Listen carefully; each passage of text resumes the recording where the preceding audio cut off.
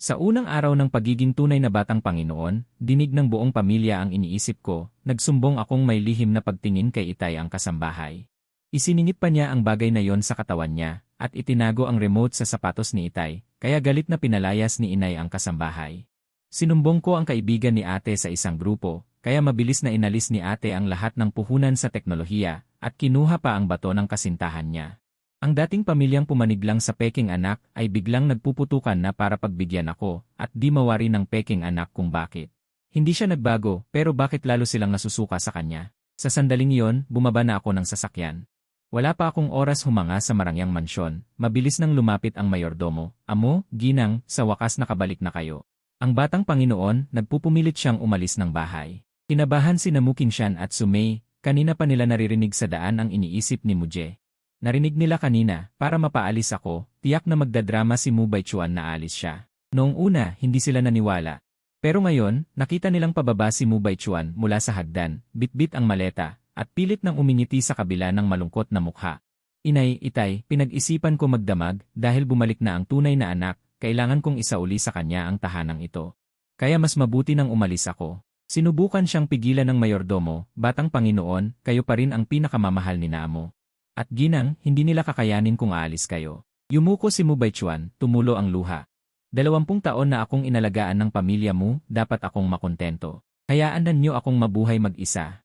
Mahinang bumuntong hininga si Sumay, kung tutuusin, kahit aso, kapag 20 taon mong inalagaan, magkakaroon ka rin ng pagmamahal. Lumapit siya at may bahid sakit na sinabi, Baichuan, hindi ba napag-usapan natin? Hindi para paalisin ka kaya namin ibinalik si Muje. Sumang-ayon si Mukingshan, tama, Baichuan, anak din kita. Pero umiling si Mu Baichuan, ang lahat ng tinatamasa ko ngayon, sa kanya naman talaga yon. Kung mananatili pa ako, balang araw, hindi na ako magkakasya sa pamilya mo. Sa isip ko, wala akong pakialam. Nako, sa wakas, itinutok na sa akin ang issue. Galing niyang umarte, halatang walang laman ang maletang iyan. Panay pakitang tao lang. Si Inay at Itay lang ang naloloko mo. Peking pag-arte. Sabay na kunot noo sina Sumay at Mukingshan, at sabay na tinignan ang maletang hawak ni Mu Baichuan. Nang mapansin yon ni Mu Baichuan, bigla niyang itinago ang maleta sa likuran, pero dahil sa biglang kilos niya, halatang halata. Nawala talagang laman yon. Hindi naman tanga sina Sumay at Mukingshan, natural na naramdaman nila ang gaan ng maleta. Kahit hindi man ganap na walang laman, tiyak na wala itong mabigat na dala. Napagtanto rin ni Mu Baichuan na nabuking ang maliit niyang pakana, kaya agad niyang sinabi, Ginoong Mu, Ginang Su. Dahil hindi pala ako ninyo tunay na anak, hindi ako magdadala ng anumang pag-aari ng pamilya mo. Kasabay nito, masakit na hinugot niya mula sa bulsa ang ilang susi ng mga mamahaling sasakyan, mga kayamanang itinuring niyang mahalaga. Pero para lang sa arte niya, nagpanggap siyang handang isuko ang lahat. Nang walang sabi-sabi, mabilis kong inagaw ang lahat ng susi. Pagkatapos, may pang-uuyam na tumingin ako sa kanya, ikaw, ang bait mo talaga. Itinuro ako ni Mu Baichuan. Pilit na pinigilan ang galit, at hirap na pilit na ngumiti, ito ay mga regalo sa akin ni na Ginoo at Ginang Lin. Noong kaarawan ko, sana huwag mong pandirian, kapatid. Nagkunwari akong hindi ko naiintindihan. Ang pasaring ni Mu Baichuan, at nakangiting nagpasalamat, kung galing kina Inay at Itay ang mga ito. Bakit ko naman pandidirian? Pero sa isip ko, bumuntong hininga ako, ingatan muna ang mga sasakyang ito. Malapit nang malugi ang pamilya mo. Kapag ipinagbili ang mga ito, may makakasapat pa sandali. Nang marinig yon, labis na nang hilakbot sina Sumay at Mukingshan, malugi. Hindi maliit na pamilya ang Mu. Kung ibang tao ang nagsabi niyan, hindi nila papansinin. Pero mula nang makasama si Muje, lahat ng iniisip niya ay nagkakatotoo. Pero paano mangyayari yon? Sa sandaling yon, isang magandang babae ang pumasok sa mansyon. Nang makita si Muje, kitang-kita ang panlalait at pagkairita sa mga mata niya. Kakarating lang, inaagawan na agad ng gamit ang kapatid ko. Halatang galing kang probinsya. Kumunot ang noo ni Sumay. Muyulu, anong kalokohan na naman yan? Si Muje ay tunay mong kapatid. Hindi ako nagalit. Sa isip ko'y nanghihinayang lang, ang isang makapangyarihang babaeng ng pamilya mo, pero magiging bida sa isang trahedya ng pag-ibig. Mamaya, lolokohin lang siya ng kaibigan at ng walang kwentang lalaki, kukunin ang pera at dangal niya, pati puso at bato niya ay kukunin.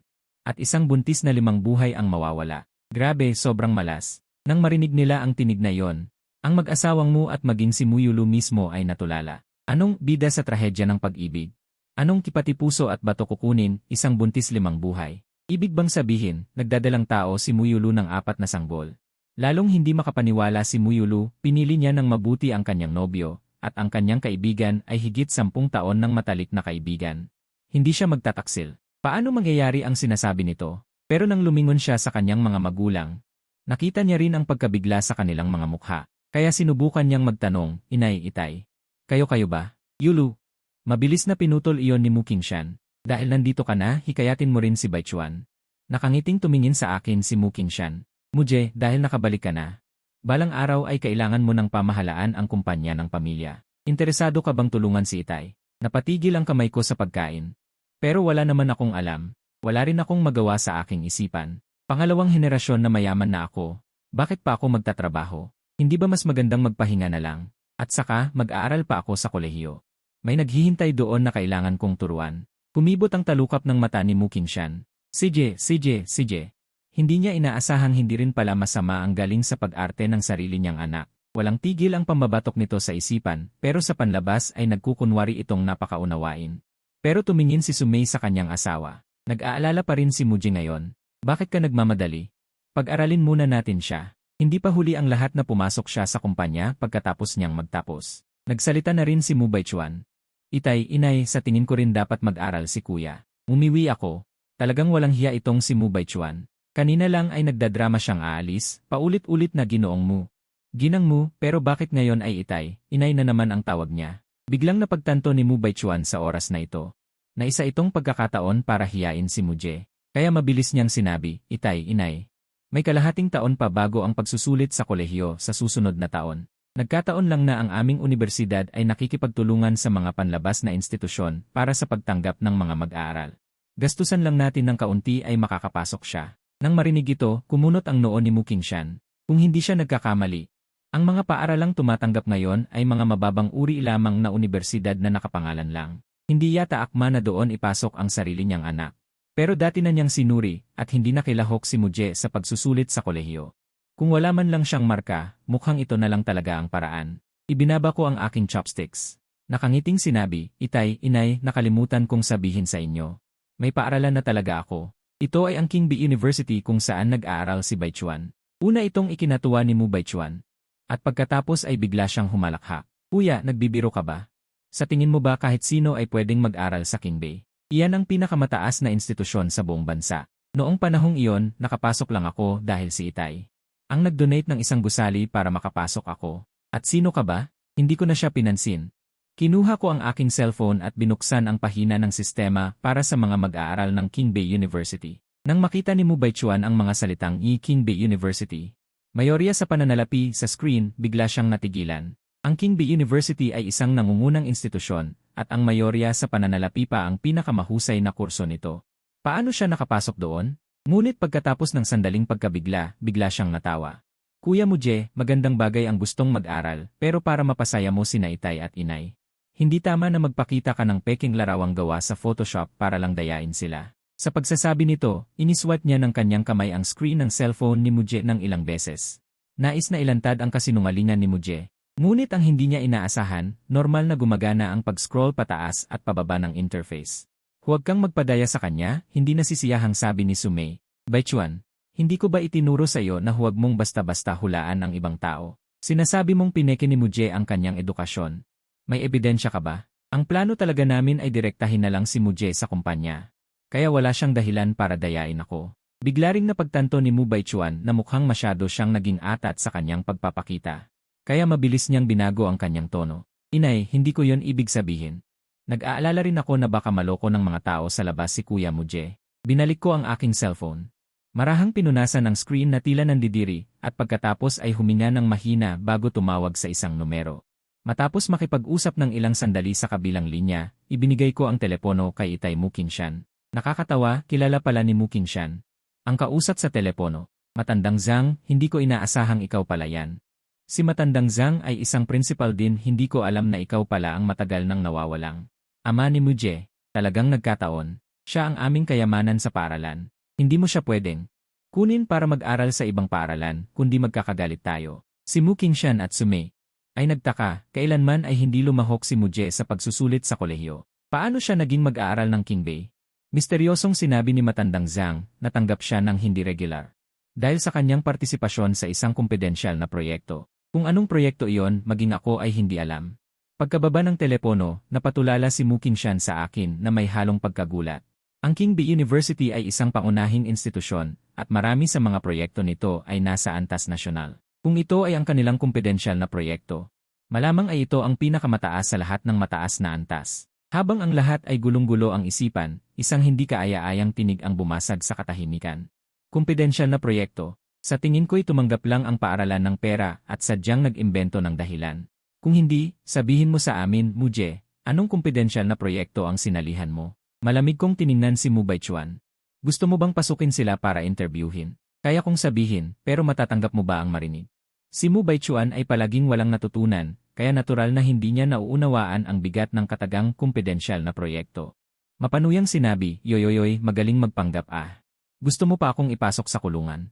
Akala mo kung sino kang importante? Tama na. Sa wakas ay hindi na nakapagpigil si Sumei, pinagdudahan niya kung nagkamali ba ang pagpapalaki niya kay Mu Baichuan sa mga nagdaang taon. Baichuan, alam mo ba na kapag nalik ang ganitong kumpidensyal na proyekto, lahat ay maimbestigahan? Gusto mo bang ipahamak ang buong pamilya? Ang mapanuyang ngiti ni Mu Baichuan ay nanigas sa kanyang mukha. Hindi pa siya pinagsabihan ng ganito kahigpit ng inang si Sumei. Ano ba talaga ang nangyayari ngayong araw? Ikinulong ni Mu Baichuan ang sarili sa kwarto at hindi lumabas ng buong hapon.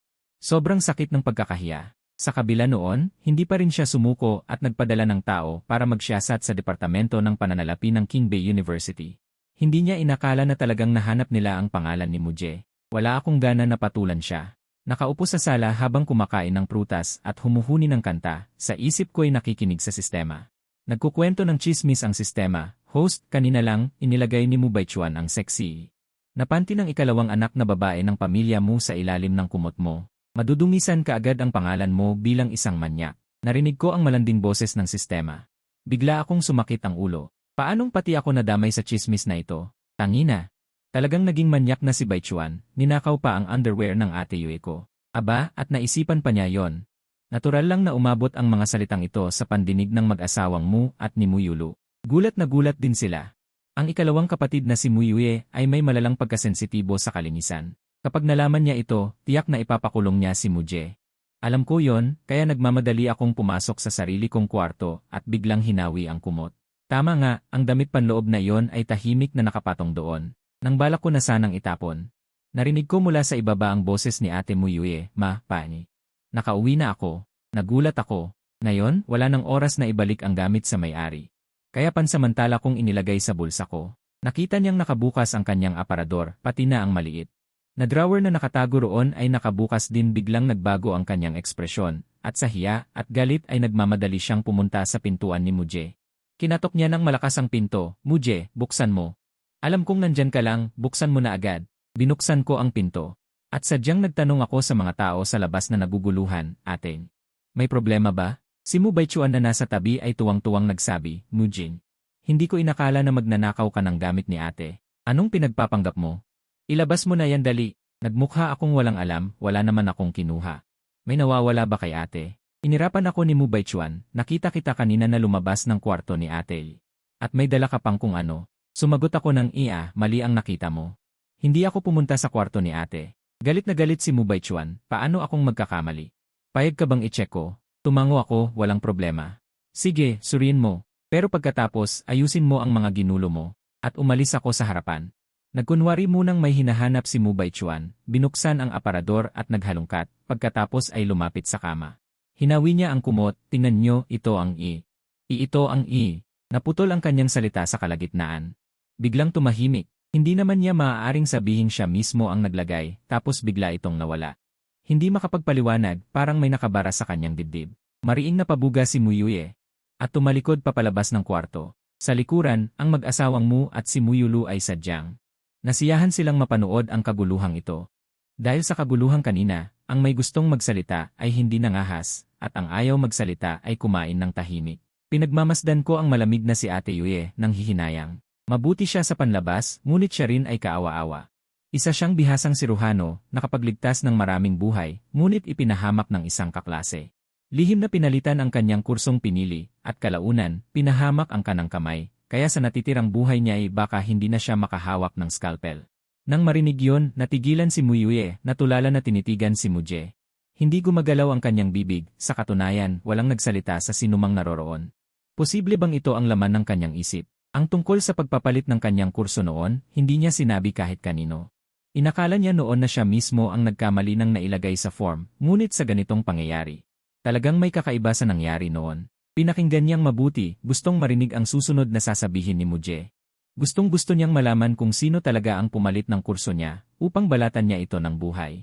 Ngunit kahit anong hintay, tahimik lang na kumakain si Muje, at hindi binabanggit ang dati niyang kaklase. Gusto ring malaman ni Mu Qingshan kung sino ang nanakit sa kanyang anak na babae, kaya sadya niyang itinuro ang usapan kay Muyue. Muje, kanina ay nagkamali ang pangalawang kapatid mo sayo. Huwag ka sanang magalit, umiling ako ng walang bahid ng inis. Ayos lang po, nag-aalala lang naman ang pangalawang kapatid. Huwag po kayong mag-alala. Alam kong ayaw ng pangalawang kapatid na may pumapasok sa kwarto niya. Hindi ako pupunta roon. Nang marinig ito, lalong bumigat ang puso ni Muyue. Hindi man alam ng iba. Pero alam niya sa sarili niyang may nawawala nga siyang isang personal na kagamitan. Sa loob-loob niya, hindi siya naniniwala sa tinatawag na boses ng puso. Inisip niyang baka sa sobrang stress lang kaya nagkakamali siya ng dinig, kaya hindi na niya pinagtuunan pa ang narinig na salita. Kinabukasan, inilabas ni Sumay ang isang tambak na dokumento ng mga ari-arian at inilapag sa harap ko. Muje, tingnan mo kung may magustuhan ka. Kagabi, nag-usat sila ng asawa niya. Bagong balik lang ang anak, kailangan nang gawin ang susunod na hakbang. Ang unang hakbang ay ang bumili ng kotse, at bag narinig ko ang sistema sa aking tainga na nagmumungkahi, at paulit-ulit akong umiling. Wala nang gaanong pagtaas ng halaga ang mga ari-ariang ito. Biglang may masayang boses na narinig mula sa sistema. Host, sinunod ko ang mungkahin nito at itinuro ang isa. Ma, ito po ang gusto ko. Tumingin si Sumay sa itinuro kong isang bakanteng lot, at nag-alangan. Ilang taon ng bakante yan. Mababa na ang presyo noon pero walang bumibili. Ano nang gagawin mo riyan? Nanunuya rin si Mu Baichuan sa gilid. Ang galing ng panlasa mo, kapatid. Ang tagal mong pumili, basurang lot lang pala. Hindi ko siya pinansin. Bumaling ako ng seryoso kay Sumay. Mama, magtiwala po kayo sa akin. Ang lupang ito, wala pang kalahating buwan. Double o triple ang presyo nito. Bagaman nag-aalinlangan si Sumay, sinunod pa rin niya ang aking kahilingan. Inutusan niya ang mga tauhan ng kumpanya na bilhin ito, at sa hindi maipaliwanag na paraan, pati mga nakapaligid na lupa ay sabay na binili. Sa sandaling yon, bumaba si Ate Muyulu mula sa itaas. Ma, mauuna na po ako sa kumpanya. May kaunti akong importanteng asikasuhin. Tatango na sana si Sumay, pero sa oras na iyon ay narinig niya ang aking boses ng puso. Dahil doon, biglang nagbago ang kanyang mukha. Samantala, ako noon ay nakatingin kay Ate Muyulu na alis na sana. Sa aking puso ay napabuntong hininga. Mukhang magandang dahilan talaga ang trabaho. Ang totoo ay hahanapin lang yung lalaking manloloko. Nagkatinginan sina Mu Qingshan at Sumay, at sabay na naningkit ang kanilang pandinig. Kahapon pa nila narinig kay Muje ang tungkol sa panganay na anak, na siya raw ay bida sa isang malupit na nobela. Ngayon ay sa wakas narinig na nila ang kasunod. Natigilan sandali si Muyulu. Bagaman nagdududa pa rin siya sa boses ng puso ni Muje. Ang lahat ng ito ay tungkol sa kanya, kaya gusto rin niyang marinig. Hindi ko napansin na sa sandaling iyon ay 3 pares ng mata ang nakatitig sa akin. Habang naglalaro ng cellphone, tahimik akong bumubulong sa aking puso. Napakasama talaga ng lalaking manlolokong si Muyan. Dahil sa kapangyarihan ng pamilya mo, pumayag siyang maging aso, at paikot-ikot na niloko si ate. Nang bandang huli, hindi lang lahat ng yaman ng pamilya mo ay inilipat niya, kundi nakipagsabuatan pa sa matalik na kaibigan ni ate. Sa pilitan niyang kinuha ang bato ni ate, pati puso ay pinunit. Ang totoo, ang pinakamasama sa lahat ay si Mu Baichuan. Dahil sa kaunting pera, tinulungan pa niya si Muyan na ligawan si ate, at naging sunod-sunuran siyang tagasunod ni Muyan. Nakakainis, talagang nakakainis. Nang marinig ito, ang 3 miyembro ng pamilya Mu na palihim na nakikinig ay natulala. Nang marinig ni Mu Qingshan at Sumay ang napakalupit na pagkamatay ng kanilang panganay na anak, nanginig ang kanilang buong katawan sa galit. Pati si Ate Muyulu ay nakakunot ang noo. Hindi pa rin siya naniniwala na ang taong mahal niya at ang matalik niyang kaibigan ay magsasabuatan. Matagal siyang nag-isip at sa wakas ay nagsalita. Ma, balak kong iwi si Ayan mamayang gabi para maghapunan. Matagal na rin kayong hindi nagkikita. Pwede po ba? Mabilis na tumango sina Mu Qingshan at Sumay. Ang planong ito ay tumama mismo sa iniisip ng mag-asawang Mu. Gusto rin nilang malaman ang katotohanan. At sa sandaling iyon, narinig nila ang malakas na halakhak sa puso ni Muje. Hindi makakapunta ang lalaking iyon ngayong gabi. Naaksidente siya sa kotse, ngayon ay nakahilata sa ospital at nakangisi. Kinagabihan, umuwi nga mag-isa si Muyulu. Para patunayan ang boses ng puso ni Muje, sadya siyang pumunta sa ospital. At nakita nga si Muyan na nakangisi. Pagka-uwi niya, hindi na niya binanggit ang tungkol kay Muyan. Nagkaunawaan ng hindi nagsasalita ang mag-asawang Mu. At hindi na rin sila nagtanong pa. Kinuha ni Muyulu mula sa kanyang bag ang isang maliit at eleganteng kahon. At ibinigay kay Muje na abala sa panonood ng AC, binilhan kita ng regalo, tingnan mo kung magugustuhan mo. Nang marinig ito, tumahimik ang lahat ng nasa paligid. Hindi nila narinig ang sumunod na sinabi. Kahapon ay sinigawan ni Muyulu si Muje na galing probinsya at puro pera lang daw ang iniisip. Bakit ngayon ay nagbigay pa siya ng regalo? At sa marka ng kahon, kitang-kitang hindi ordinaryo ang halaga nito. Lumingon ako puno ng kuryosidad, itinuro ang aking sarili at nagtanong, para sa akin. Tumango si Muyulu at hindi na nagsalita pa ng marami. Masaya kong tinanggap ang kahon. Isang relo iyon. Pagtingin ko sa mababang loob ngunit marangyang disenyo, at sa nakatanim na mga diamante at sapiro. Laking gulat ko sa sarili. Kahit hindi ako marunong sa relo, sa tingin ko aabot ito ng ilang daang libo. Nang maisip kong malulugi ang pamilya mo, natural lang na nais kong makaipon ng sariling pera bago mangyari yon. Pero matapos mag-alinlangan sandali, umiling pa rin ako. Kapag may kakaiba, tiyak na may masamang dahilan. Ate, napakamahal ng relong ito, hindi ko ito matatanggap. 1,000,000 lang naman iyon. Hindi mahalaga. Sa susunod, kung may iba kang magustuhan, sabihin mo lang sa akin. Bibigyan pa kita ng mas maganda. Ang tono ni Muyulu ay hindi pa rin gaanong mainit. Pero halata namang may pagtanggap na siya sa bagong kapatid na ito. Sa sandaling yon, bumaba si Mu Baichuan mula sa itaas at eksaktong nakita ang eksenang ito. Kahit galit siya sa loob, ayaw na niyang magpakita ng kahinaan sa harap ng pamilya, kaya pinigil niya ang kanyang puot. Nagkunwaring walang pakialam at nagtanong, napakabuti naman ni ate kay Muje. Kanina ko pa gustong magkaroon ng ganyang relo. Pagkasabi niyon, kumurap-kurap siya kay Muyulu, umaasang sa kaawa-awang hitsura niyang ito ay makakuha ng higit na pag-aalala mula kay ate. Ngunit hindi niya inaasahan na titingnan lamang siya ni Muyulu ng malamig. At sasabihin, kung gusto mo, bumili ka ng sarili mo. Ito ang unang beses na si Muyulu ay naging ganito kalamig kay Mu Baichuan. Ayaw niya sana ito, ngunit naalala niyang si Mu Baichuan ay ipinakilala si Guyan sa kanya para sa sariling kapakinabangan, kaya talagang ayaw na niyang pansinin pa ang dati niyang mabuting kapatid. Napaatras si Mu Baichuan sa sagot na yon, lalong nakaramdam ng inis, ngunit sa harap ng maraming tao.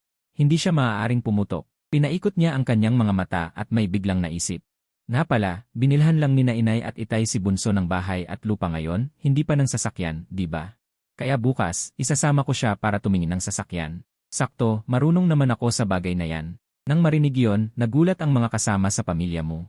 Nais kaya ni Baichuan na humingi ng tawad kay Muje. Mukhang may pananagutan pa rin si Baichuan. Kahapon lang siguro biglaan ang pangyayari. Kaya nakagawa siya ng mga bagay na labis. Kinaumagahan, dinala nga ni Baichuan si Muje sa isang tindahan ng mga imported na mamahaling sasakyan.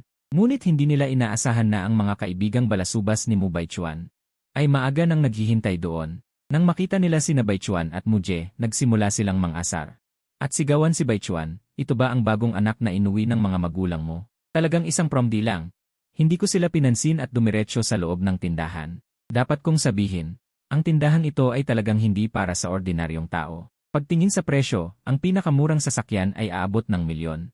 Habang namamangha ako, sinubukan kong buksan ang pinto ng sasakyan para tingnan ang loob. Ngunit kakaangat pa lang ng kamay ko, may sumigaw mula sa likod, anong ginagawa mo? Agad na lumapit ang isang babaeng mahigit 30 anyos. Kumunot ang noo ko at tumingin sa kanya.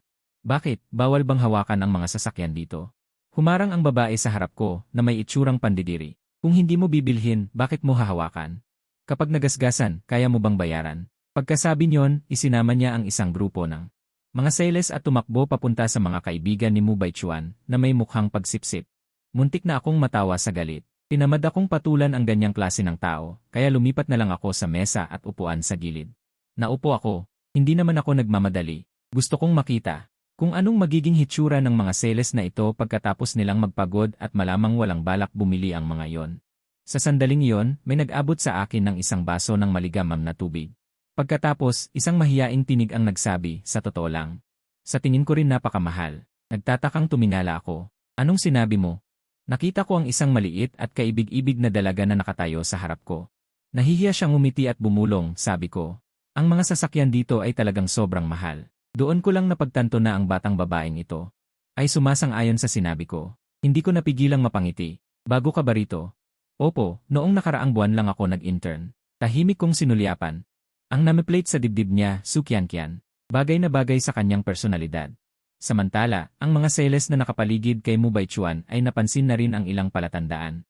Na ang mga mayayabang na kabataang ito ay hindi lamang walang balak bumili ng sasakyan, kundi nililito at inaasar pa sila. Nagsasalita ng walang respeto. Ngunit kahit napansin na nila ito, hindi sila mangahas na magalit. At napilitan lang na umiti at pagbigyan ang mga senyoritong ito. Malamig akong natawa. At kinawayan si Sukyankian. Sukyankian, maghanda ka na ng invoice.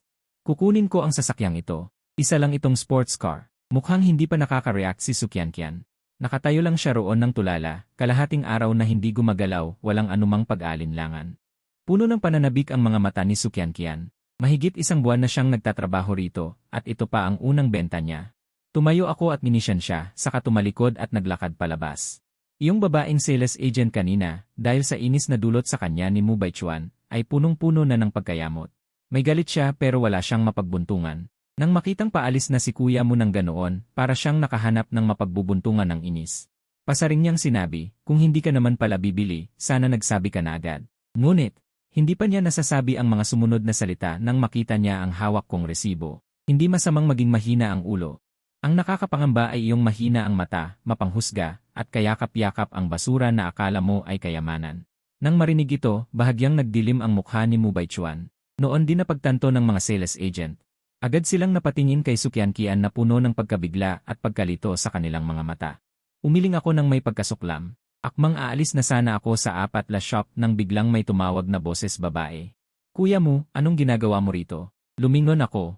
Tiningnan ko ang babaeng magarbo ang suot sa harapan ko. Nag-isip ng sandali bago maingat na nagtanong, ikaw ba si Liu Ruyan? Nang makita ni Liu Ruyan ang itsura ko, punong-puno siya ng pagkasuklam.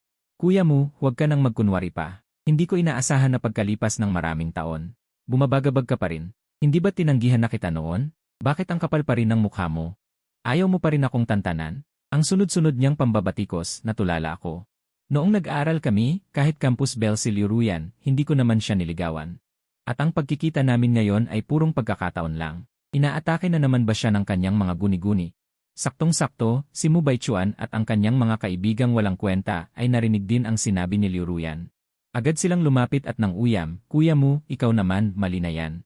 Sa panliligaw ng babae, bakit mo naman kukulitin ng ganyan? Habang sinasabi nila yon, napatingin din sila kay Liu Ruyan. Noon lang nila napansin na napakaganda nga talaga ng dalaga. Kaya naman nagbiro sila. Miss, bakit hindi mo kaya pag-isipan si Young Master Baichuan namin? Basta't makasama mo lang siya. Kumislap ang kanyang mga mata at dali-dali siyang lumapit kay Mu Baichuan. Mahinhin siyang nagsalita, magandang araw, Young Master Baichuan, ako po si Liu Ruyan. Ikinagagalak kitang makilala. Siyempre, hindi naman si Mu Baichuan basta-basta kukuha ng girlfriend kung saan-saan lamang. Ang pinakamarami ay paglalaruan lang muna niya ito. Ngunit, dahil ito iyong babaeng niligawan noon ni kuya mo. Iba na ang dating noon. Lumapit siya at isang kamay na inakbayan si Liu Ruyan. Pinandilatan niya ako ng may panghahamon, ayos yan pala ang babaeng hindi mo nakuha. Biglang namula si Liu Ruyan at mahinhing sinabi, Young Master Baichuan, huwag naman po ninyo akong biruin. Pasimple akong nangisi sa aking isipan, napakagulo ng personal na buhay niyan. Bata pa lang, 4 na beses nang naagaw ng sanggol. Hindi ko naman siya niligawan. Kung sino man ang may gusto sa ganitong klaseng babae, kunin na niyo agad. Huwag niyo akong idadamay. Mu Baichuan, mag-ingat ka, baka mahawaan ka. Kahit ganoon ang nasa isip ko, wala akong emosyong pinapakita sa mukha ko. Kahit anong pambubuyo ni Mu Baichuan. Hindi ako nagpatinag. Gustong-gusto ko na ngang madala na ni Mu Baichuan si Liu Ruyan para may gawin sila. Gaya ng inaasahan, ang reaksyon kong ito ang nagpaisip kay Mu Baichuan na siya ang nangingibabaw. Nakadama siya ng labis na kasiyahan. Agad niyang inakbayan si Liu Ruyan at buong pagmamalaking lumakad palayo. Mag-enjoy muna ang bossing ko, ikaw na ang umuwi mag-isa. Pasimple ko silang nilingon ng may pagkasuklam. Akmang magbubuk na ako ng masasakyan pa uwi, nang biglang may tumawag muli, kuya mo. Anong ginagawa mo rito? Nang lumingon ako, hindi ko inaasahang si Second Sister Mu Yue ang makikita ko. Agad na naningkit ang aking mga mata. Agad akong tumakbo palapit sa kanya, ate, buti naman at. Nandito ka. Pauwi na sana ako, makikisabay na lang sana. Walang pakundangan akong pinutol ni Mu Yue, at nagkunwari akong walang narinig at diretsong binuksan ang pinto ng kotse at pumasok. Ate naman hindi ko pa nga nasasabi kung saan ako pupunta, bakit naman hindi ka agad makikisabay? Wala nang nagawa si Mu Yue. Pero kahit paano, kapatid pa rin naman niya ako. Kahit hindi niya ako gusto. Hindi naman niya kayang maging sobrang malupit. Wala siyang nagawa kundi paandarin muli ang sasakyan. Agad kong tinanong sa system kung ano ba talaga ang nangyayari. Ngunit ang dating napakasensitibong sistema ay hindi umimik. Noon ko lang naalala, may binanggit yata noon ang sistema. Pagdating sa mga bagay na may kinalaman sa buhay at kamatayan, wala raw permiso ang sistema na magbigay ng babala. May masamang sasapitin kaya ang ate ko. Pag-iisip nito, agad akong tumingin kay Muyuye na nagmamaneho, ang pangalawang kapatid na babae. Papasok ka na ba sa ospital para magtrabaho? Bahagyang tumango si Muyuye. Kung ganoon, hindi na ako uwi. Sasama ako sa'yo. Basta na lang akong nagdahilan, medyo sumasakit ang ulo ko nitong mga nakaraang araw. Baka nilalamig lang ako, magpapatingin ako sa doktor para resetahan ng gamot. Sa pamamagitan ng rearview mirror, si Muyuye.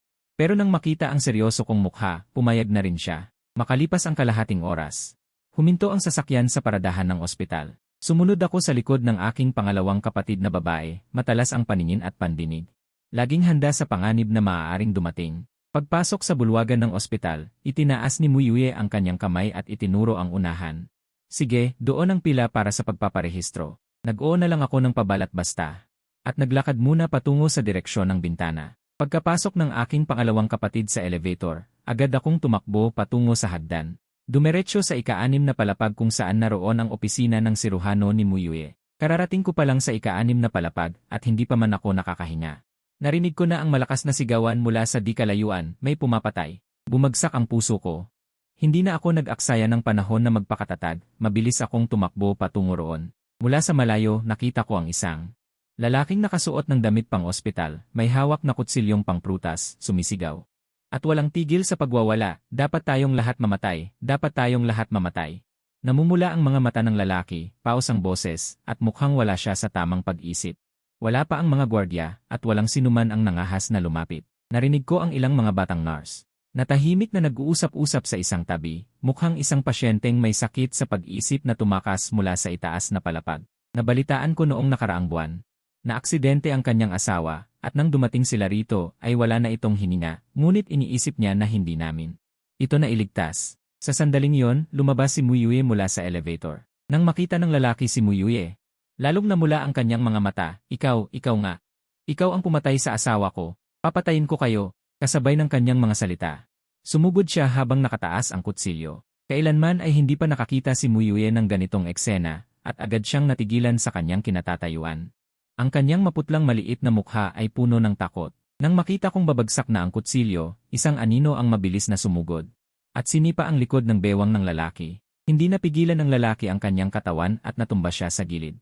Sa isang kisap mata, inagaw ko ang kutsilyo mula sa kamay ng lalaki, at pinigilan siya ng mahigpit sa sahig. Mabilis na kumuha ng isang rolyo ng tape mula sa nursing station, at mabilis na iginapos ang dalawang kamay ng lalaki sa kanyang likuran. Nang mapigil na ang lalaki, pero patuloy pa rin siyang nakapapalag at sumisigaw, bitawan niyo ako, papatayin ko siya. Nairita ako sa naririnig, kaya kumuha ako ng isa pang balot ng gasa at isiniksik sa bibig ng lalaki. Nang matapos ang lahat, nagpagpag ako ng kamay, lumapit sa aking pangalawang kapatid, at nag-aalalang nagtanong. Second sister, okay ka lang ba? Huminga ng malalim si Muyuye, at nahirapang pakalmahin ang sarili, o wala okay lang ako. Higit pa sa takot, mas nagulat siya sa kakayahan ng kapatid niyang ito. Mabilis na dumating ang mga security. Inilabas ang lalaking iyon sa ospital at ibinigay sa mga pulis. Pero ngayon, sumasakit ang ulo ni Muyuye. Bagamat tinulungan siya ni Muje kanina, hindi niya alam kung bakit patuloy itong nakasunod sa kanya. Kahit saan siya magpunta, sinusundan siya nito. Trabaho niya ang lugar na ito, ano na lang ang isipin kung may nakabuntot sa kanya. Pagkatapos mag-isip-isip, kinuha niya ang kanyang telepono at pinadalhan ng 1,000,000 si Muje. At nagdahilan, salamat sa nangyari kanina, dapat sana ililibre kita ng pagkain. Pero sobrang abala ko sa trabaho, ito ang pera, bumili ka ng masarap na pagkain. Paano ko ba hindi mapapansin na ayaw akong kausapin ng pangalawang ate, kaya nagpaalam na lang ako. Saka lang nakahinga ng maluwag si Muyuye, at nagsimulang magtrabaho ng buong konsentrasyon. Sa wakas, oras na ng uwian. Nag-inat si Muyuye at nagmaneho palayo ng ospital. Kakalabas lang ng ospital. Nakita niya si Muje na nakaupong mag-isa sa isang bench sa parke sa tapat ng ospital, tulala. Nagtatakang lumapit siya. Bakit nandito ka pa? Ngumiti ako at umiling sa kanya, wala naman akong importanteng gagawin ngayon. Kaya naupo lang ako rito para magpahinga. Pumulot ang noo ni Muyuye, buong hapon kang nakaupo rito. Hinihintay mo ba ako? Ngumiti ulit ako at hindi umimik. Sa sandaling iyon, parang may bumara sa dibdib ni Muyuye, medyo masakit, pero hindi niya maipaliwanag kung anong pakiramdam yon. Tara na, iuwi na kita. Katatayo pa lang namin. Nakita niya ang isang maliit na pusa na tumatakbo mula sa damuhan sa tabi. Naningkit ang mga mata ni Muyue. Ibinuka ang mga kamay at lumapit. Naku, bakit may ganito ka-cute na maliit na pusa? Anong ginagawa mo dito? Tila walang paglaban ang maliit na pusa sa harapang si Muyue. Ganoon na lamang siya niyakap nito, habang hinahaplos ni Muyue ang pusa at maghahanap sana ng makakain. Biglang dumating sa isipan ang tinig ni Muje, ano? Pira-pirasong bangkay. Diyos ko, kailangan ba talagang ganito katakot? Gulat na gulat ka ngayon. Hindi mo akalain na naiintindihan mo pala ang wika ng pusa. Tumango sa iyo at sa pangalawang kapatid mo ang munting pusa, saka tumakbo papunta sa isang liblib na lugar sa parke. Mula sa malayo, nakaamoy ka na ng nakasusuklam na amoy, at may kakaibang pakiramdam na bumangon sa iyong dibdib. Hindi nagtagal, nakita mo ang 7 o 8 pusang gala na nag-aagawan sa kung anong kinakain. Nang lapitan mo, nakita mong iyon ay ilang itim na plastik na supot na sinira na ng mga pusa. Nakalabas ang giniling na karne sa loob at muntik ka ng masuka sa sobrang pandidiri. Nang malapit ka ng tumawag ng pulis, narinig mo mula sa likuran ang boses ni Muyue na pangalawang kapatid mo, "Diyan ka lang muna, huwag kang gagalaw, tingnan ko muna ang sitwasyon." Sabay sabi niyon, kinuha niya sa kanyang bag ang dala niyang guwantes at maskara saka isinuot at lumapit sa mga itim na plastik na supot. Pagdating sa harap ng mga supot, maingat na binuksan ni Muyue ang isa sa mga ito at marahang hinalughog ang loob. At may pinulot na ilang piraso ng buto. Habang tinitingnan ang mga butong iyon, sumama ng husto ang kanyang mukha. Tama, ito na nga. Tumawag na tayo ng pulis. Pagkasabi niya yon, basta na lamang siyang pumulot ng isang piraso ng giniling na karne, seryosong-seryoso ang ekspresyon. Kinilabutan ka ng husto habang nakatingin. Nanlamig ang likod mo, napakatapang naman ng pangalawang kapatid na iyon. Iyon ay karne ng tao. Mabuti na lang at nabago ang naunang kagustuhan, at hindi siya naging forensic doctor, kundi hindi ko ma-imagine. Makalipas ang humigit kumulang 10 minuto, dumating na ang mga pulis sa eksena. Agad na nagsagawa ng investigasyon ang mga teknisyan sa pinangyarihan. Ikaw at si Muyue ay tinawag sa tabi para tanungin. Kaninang 2:30 ng madaling araw, ang nagtapo ng bangkay ay humigit kumulang ganito kataas. Saka may bigote, medyo mataba ang pangangatawan, at may suot na salamin. Nagdudang pinasadahan ka ng tingin ng pulis, paano mo nalaman? Itinuro mo ang grupo ng mga pusa at matapat na sumagot. Sila ang nagsabi sa akin. Maniniwala pa kaya ang manong pulis? Akala niya nasiraan ka na ng bait sa sobrang takot. Sige, iwan niyo na lang ang numero ng telepono at pagkakakilanlan, pwede muna kayong maghintay sa malapit. Maaaring kailanganin kumuha ng detalyadong salaysay mamaya. Maraming tao ang nag-ehersisyo sa parke kapag umaga. Kaya mabilis na kumalat ang balitang ito at may ilang mamamahayag na ring dumating sa pinangyarihan. Pagkatapos, si Sumay na nasa bahay at naglalaro ng cellphone. Nang makita sa balita ang dalawang pamilyar na figura, ay mabilis na tumawag kay Muyue para itanong kung anong nangyari. Ikinuwento rin ng pangalawang kapatid ang nangyari kanina kay mama. Okay lang kami, napadaan lang talaga kami. Huwag na kayong pumunta. Bagamat pinipigilan sila ni Muyue, mabilis pa ring dumating sina Sumay at Mu Qingshan. Mabigat man sa kalooban ay hinila rin si Mu Baichuan papunta rito. Nang makitang ligtas kayong lahat, saka pa lang sila nakahinga ng maluwag. Bakit kayamot naman? Isang araw na maayos, biglang nagkaganito. Kumunot ang noo ni Mu Qingshan habang nakatingin sa loob ng police line. Bagay na hindi nararanasan ng ordinaryong tao sa buong buhay nila, ikaw pa talaga ang nakatagpo. Singit ni Mu Baichuan habang may pagkakataon. Tama, nabalitaan ko pa na sa ospital ni Second Sister kaninang hapon ay may sira ang ulo na nag-amok at nanaga ng tao. Isang araw lang, ganito karaming peligro ang nangyari, hindi ko nga alam kung sino ba talaga ang malas. Paminsan-minsan ay sumusulya pa ito sa'yo. Kumunot ang iyong noo, malas nga na makatagpo ng sira ang ulo, pero ang makakita ng bangkay ay hindi naman masamang bagay. Sa pamamagitan lamang ng maagang pagtuklas ng bangkay, mas mabilis na matutulungan ang mga pulis na mahanap ang tunay na salarin. Mariing singhal ni Mu Baichuan. Huwag lang sanang mapagkamalang siya mismo ang salarin. Nang marinig ito ay kumunot ang noo ni Mu Qingshan at sinaway ito. Ang mga taong ito ay mahilig gumawa ng chismis, kapag may nakarinig ng sinabi mo, malaking gulo ang hahantungan niyan. Walang pakialam ng umisi si Mu Baichuan, ano pang silbi ng takot ngayon? Nakikita ko ngayon na ayaw na siyang paalisin ng mga pulis doon. Malamang ay itinuturing na siyang pangunahing suspect. Kawawa tuloy si Second Sister na dadamay sa kanya. Hindi na rin nakatiis si Muyue at may bahid ng galit na sinabi, Baichuan, tumahimik ka. Nang marinig ni Mu Baichuan na pati si Second Sister ay pinagagalitan siya. Lalo siyang nagalit sa kalooban, Second Sister, napakabait mo lang kasi. Baka nga siya mismo ang may sala. Nakakunot ang noo ni Sumay, sumulyap sa mamamahayag sa di kalayuan. At matalim na sinulyapan si Mu Baichuan, bakit hindi ko napansin noon, ang batang to palang si Baichuan ay ganito kawalang isip. Hindi nagtagal, ilang mga pulis ang lumabas mula sa police line at lumapit sa kanila. Sadyang malakas at may panunuya na sinabi ni Mu Baichuan, nakita mo na, tama ang sinabi ko. Darating na ang mga pulis para manghuli. Nang marinig ito, sabay-sabay na napalingon ang grupo ng mga mamamahayag, at hindi sinasadyang nakita na naroon pala mismo ang chairman ng Mu Group. Dagdag pa ang sinabi ni Mu Baichuan kanina, mabilis nilang iniangat ang kanilang mga kamera. May ilang matatapang na mamamahayag. Ang lumapit pa nga, nagbabalak na mag-interview sa mismong kalsada. Sa oras na ito, ang punong opisyal na si Police Chief Officer Zhang ay lumapit din, pinaalis muna ang mga mamamahayag, pagkatapos ay nakangiting bumaling sayo. Muje ang pangalan mo, tama. Nalutas na ang kaso, at iyon mismo ang taong inilarawan mo kanina. Ang impormasyong ibinigay mo ay naging malaking tulong sa amin para malutas ang kaso. Bibigyan ka ng aming pinuno ng pampublikong pagkilala. Pagkasabi niyon, pinuri pa niya sina Mu Qingshan at Su Mei sa tabi, talagang karapat-dapat kayong maging mga dakilang negosyante ng ating lungsod. Pinalaki ninyo ng napakahusay ang bata. Nag-iba ang nag-aalalang mukha ni Mu Qingshan at mabilis na tumango, sabay sabing, "Nako, hindi po. Ito po ay tungkulin namin." Sa sandaling iyon, namukadkad ang kanyang puso sa tuwa. Hindi inaasahan na sa ikatlong araw pa lang ng pagbabalik ng tunay na anak, ay nagbigay na ito ng napakalaking karangalan sa pamilya mo. Kapag naisapubliko na ang balita, tiyak na tataas pa ang presyo ng stock ng kumpanya. Pagkaalis ng mga pulis, tinignan mo si Mu Baichuan na aalis na, at kunwari walang anumang sinabi, kanina yata ay may taong labis ang pagkakamali sa akin.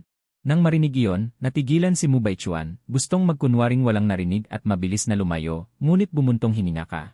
Nagpatuloy ka, sa edad mong iyan, dapat managot ka sa iyong mga sinasabi. Hindi mo naman siguro ibig sabihin parang utot lang ang sinabi mo. Ang singhal ni Mu Qingshan. Baichuan, paano ba kita pinalaki? Magmadali ka at humingi ng tawad kay Muje. Alam ni Mu Baichuan na hindi na niya kayang magpanggap pa, lumingon siya at nakita ang dismayadong mga mukha ni na Su Mei at Mu Yue. Wala siyang magawa kundi yumuko at sabihin sa iyo, papatawad. Tinamad kang pansinin siya. Tumalikod ka at sumakay sa kotse ng ikalawang ate. Dahil sa dalawang pangyayari ngayong araw, nagbago ang pagtrato ni Mu Yue sa iyo. Sa daan pa uwi, tinanggap na rin niya ang katotohanang naririnig niya ang iyong iniisip. Ang pinakamahalaga, sa buong biyahe, puro papuri sa kanya ang iniisip ni Muje, minsan sinasabing siya ay maganda. Minsan na may sinasabing mahusay siya sa trabaho at hindi naguguluhan sa krisis. Bagamat medyo madaldal at medyo nakakairita rin, pero sino ba ang hindi natutuwa kapag pinupuri? Pagdating sa bahay, nakita mo sa labas ng villa ang isang hindi inaasahang figura, ang fiancé ni Mu Yulu. Nang makita ni Mu Yue ang fiancé ni Mu Yulu, agad itong lumapit, Yimime. Sa wakas, bumalik ka na. Hindi ko makontak si Yulu, nag-alala akong baka may nangyari sa kanya. Kaya naisipan kong pumunta rito. Pumunot ang noo ni Mu Yue, may kaunting problema sa kumpanya sa ibang bansa na kailangan ng atensyon ni ate. Umalis siya kaninang umaga sakay ng eroplano, hindi ba niya sinabi sa'yo? Nang marinig ito, natigilan ang fiancé. Nahihiyang kinamot ang ulo, tunay na hindi ko narinig sa kanya. Tila may napansin ding kakaiba si Mu Yue. Ngunit matyaga pa rin niyang sinabi, kapag bumalik si ate, tanungin mo na lang siya. Nang mga sandaling iyon, pumasok din si Mu Baichuan sa villa. Nang makita ang fiancé, tumakbo ito palapit, Beanje. Nandito ka pala, may sasabihin lang sana ako sa'yo. Pagkasabi niyon, hinila niya ang fiancé. At lumabas ng villa, pinagmasdan mo silang dalawa na nagbubulungan sa labas ng matagal. Pagkatapos ay bumalik si Mu Baichuan na tila tagumpay na tagumpay. Alam mong ang dalawang iyon ay tiyak na walang mabuting pinag-usapan. Ngayon, umaasa ka na lang na ang pagka-love-struck ni Mu Yulu ay huwag nang sumulpot muli. Pagbukas ng klase, inakala mong magpapakatino na si Mu Baichuan, ngunit hindi mo inaasahang lalo pa siyang naging labis-labis. Sa unang araw ng pasukan, pagpasok mo pa lang sa dormitoryo, dumating na agad ang gulo. Isang matangkad at matipuno na lalaki ang nakatayo sa pintuan, Muje, lumabas ka rito. Mahinahon mong sinabi, mukhang hindi kita kilala. Tumawa ng malamig ang lalaki. Huwag mo kaming sisihin. Kung may sisisihin ka, sarili mo ang sisihin sa pagkakamaling magalit sa taong hindi dapat. Kasabay nito, umisi ang pinuno ng grupo at lumapit upang itulak ang iyong balikat. Ngumisi ka rin ng malamig, maganda ang lugar na ito, napaka-pribado. Pagkasabi mo niyon, mabilis kang lumundag palapit, hinablot ang pulsuhan ng lalaki. Pilit mong binaluktot pababa, sa sakit ay diretsong lumuhod ang lalaki. Mga mura ang lumabas sa bibig niya. Ang iba, nang makita yon, ay agad ding nagtangkang sumaklolo. Ngunit bago pa sila makalapit, marahas mong pinilipit, at ang kamay ng lalaki ay nakabaluktot sa kakaibang anggulo sa likod. Kung gagalaw pa kayo ng isang hakbang, mawawalan ng saysay ang kamay niya. Nanlaki ang mata ng lalaki sa sakit, malalaking butil ng pawis ang pumatak mula sa noo, dali-dali niyang sinabi sa grupo. Tigil! Lahat kayo, huwag kayong kumilos. Pagkatapos ay tuminala siya sa'yo, kuya, pae. Umanhin, binayaran lang kami para gawin ito. Hindi na kailangang palakihin pa ito. Malamig akong ngumisi at biglang. Itinulak palayo ang lalaki. Sa susunod, buksan niyong mabuti ang inyong mga mata. Huwag dahil sa maliit na pera. Masasaktan niyo ang sarili niyo. Nang sandaling iyon, bigla kong naramdaman sa may tainga ko. Ang pag-ihip ng hangin, likas kang pumihit at isang kumikislap na. Spring knife ay muntik nang tumama sa iyong mukha, isang profesional na mamamatay tao. Ang pagtapon nito sa gitna ng maraming estudyante, talagang napakasama ng balak. Ito rin ang pumukaw ng iyong galit. Hindi ka na nagpaligoy-ligoy pa at direkta kang sumugod sa karamihan ng tao. Pagkaraan ng 5 minuto, nang walang kahit anong kahirap-hirap, napabagsak mo silang lahat. Ang ingay sa loob ng munting kakahuyan. Sa huli, nakaakit pa rin ito ng atensyon ng mga tao sa labas, at may nagulat agad sa security guard. Pagkatapos ay ang mga leader ng paaralan. Sa loob ng opisina ng kolehiyo, isang matabang nasa katanghaliang gulang na lalaki. Ang nakatingin ng may paghamak sa iyong tagapayo na si Lik Xiaoli. Nakipag-away sa grupo sa paaralan. Anong klaseng asal ito? Walang takot na sumagot si Lik Xiaoli, Director Son. Hindi ito away ng grupo, kundi ang estudyante ko ay isang panig na binubuli. Malamig na tumawa ang matabang nasa katanghaliang gulang. Guru Li, tingnan mo ang estudyante mo. Kung ano ang ginawa nila sa estudyante ko, tinatawag mo itong bullying. Sino ba talaga ang nambubuli? Malamig na tumawa si Lik Xiaoli. Director Son, hindi mo maaaring dahil lang ang grupo ng mga walang kwenta mong estudyante ay natalo sa kamay ng estudyante ko, ay babaligtarin mo ang katotohanan. Ilang tao ang pumunta para guluhin ang estudyante ko. Malinaw na sila ay naparito para mang-api. Sa sandaling iyon, may kumatok sa pinto. Pumasok si Mu Baichuan na may pagmamalaki sa mukha. Director Son, gusto kong magsumbong. Pagkakita ni Director Son kay Mu Baichuan, agad siyang nagpakita ng mapang-uyam na anyo. Binibining mo, kumusta ang iyong ama kamakailan? Ano ang nais mong isumbong? Nasiyahang tumango si Mu Baichuan. Mabuti naman ang tatay ko. Nais kong isumbong na may nakita akong nag-aaway kanina sa munting kakahuyan. Pagkatapos ay itinuro kanya. Siya yon. Nakita kong sinamantala niya ang kanyang mahusay na kasanayan sa katawan at kaunting kaalaman sa martial arts para apihin ang ibang mga estudyante. Noong mga panahong iyon, ang ibang mga estudyante ay humihingi na ng tawad, ngunit hindi pa rin siya tumigil. Nang marinig ito, ang mukha ni Lik Xiaoli ay naging seryoso. Itong kaklase, sigurado ka ba talaga sa nakita mo? Nang makitang naglakas loob si Lik Xiaoli na pagdudahan siya, medyo hindi nasisiyahan si Mu Baichuan. Itong guro, tinitiyak ko, napakalinaw ng pagkakita ko noon. Umiti na rin si Director Son sa oras na yon. Guru Li, ngayon kontento ka na ba? Ngayon ay mayroon ng testigo. Ang iyong estudyante ay dapat managot sa kanyang mga ginawa. Alam nang walang kamalay-malay na si Lik Xiaoli na hindi sila makakatakas ngayon dito at nais niyang antalahin ang bagay. Kaya't sinabi niya, ako ay isang tagapayo lamang. Ang ganitong bagay ay kailangan pa rin. Iulat sa direktor ng aming kolehiyo bago magpasya. Ngunit hindi niya inasahan na. Hindi pumayag si Director Son, hindi pwede. Tingnan mo, nasaktan ang estudyante ko. Ngayon, magpaliwanag kayo sa estudyante ko, o kung hindi, tatawag ako ng pulis, sabi ni Lik Xiaoli. Ano bang gusto mo? Sinukat ni Director Son si Lik Xiaoli at tumawa, simple lang. I-report ito, tanggalin ang estudyanteng basta-basta na lang ng gugulpi. Hindi siya karapat-dapat sa paaralang ito. Isa pa, wala ang misis ko sa bahay ngayong gabi. Gusto sana kitang yayain sa hapunan, Teacher Lee. Kung ganoon, syempre hindi ko na ito isusumbong sa kinaukulan. Nang marinig iyon, biglang nanlamig ang mukha ni Lik Xiaoli. Ginoong Son, magtimpi ka. Agad na nagbago ang mukha ni Director Son. Mang-uuyam pa lang siya nang bigla kang magsalita mula sa pananahimik, Director Son. Seryoso ka ba? Nagulat si Director Son, anong sinasabi mo? Tiningnan mo siya ng buong sinseridad, ibig kong sabihin, yung tungkol sa estudyanteng basta-basta ng gugulpi. Na hindi karapat-dapat sa paaralang ito. Seryoso ka ba? Syempre naman. Naniniwala akong hindi natin pwedeng hayaang ang ganitong klase ng panganib ay manatili sa paaralan at magbanta sa kaligtasan ng ibang estudyante. Nang marinig iyon, pumalakpak ka. Magaling, Director Son. Napakaswerte ng paaralan natin. Dahil mayroon kaming direktor na katulad mo. Kung gayon, Director Son, panoorin mong mabuti ito.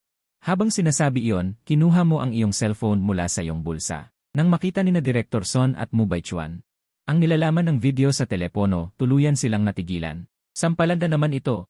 Sampalanda naman ang peking binatang amo. Sa sandaling iyon, inilabas mo ang iyong telepono at nakangiting sinabi. Buti na lang na record ko ang buong pangyayari. Dapat talagang tulungan si Director Son na alisin ang mga mapanganib na elemento sa paaralan. Nang marinig iyon, nagbago ang mukha ng mga naroon, lalo na ang humigit kumulang 100 estudyanteng nanggulpi, bigla silang namutla na parang mga bangkay. Tanging ang mga mata lamang ni Lik Xiaoli ang nagliwanag sa tuwa. Muje, ne-record mo, tumango ka at saka pinindot ang play button. Nang marinig ng lahat ng nasa lugar ang katagang tumatanggap ng pera para ipaghiganti ang may sala, alam na nila.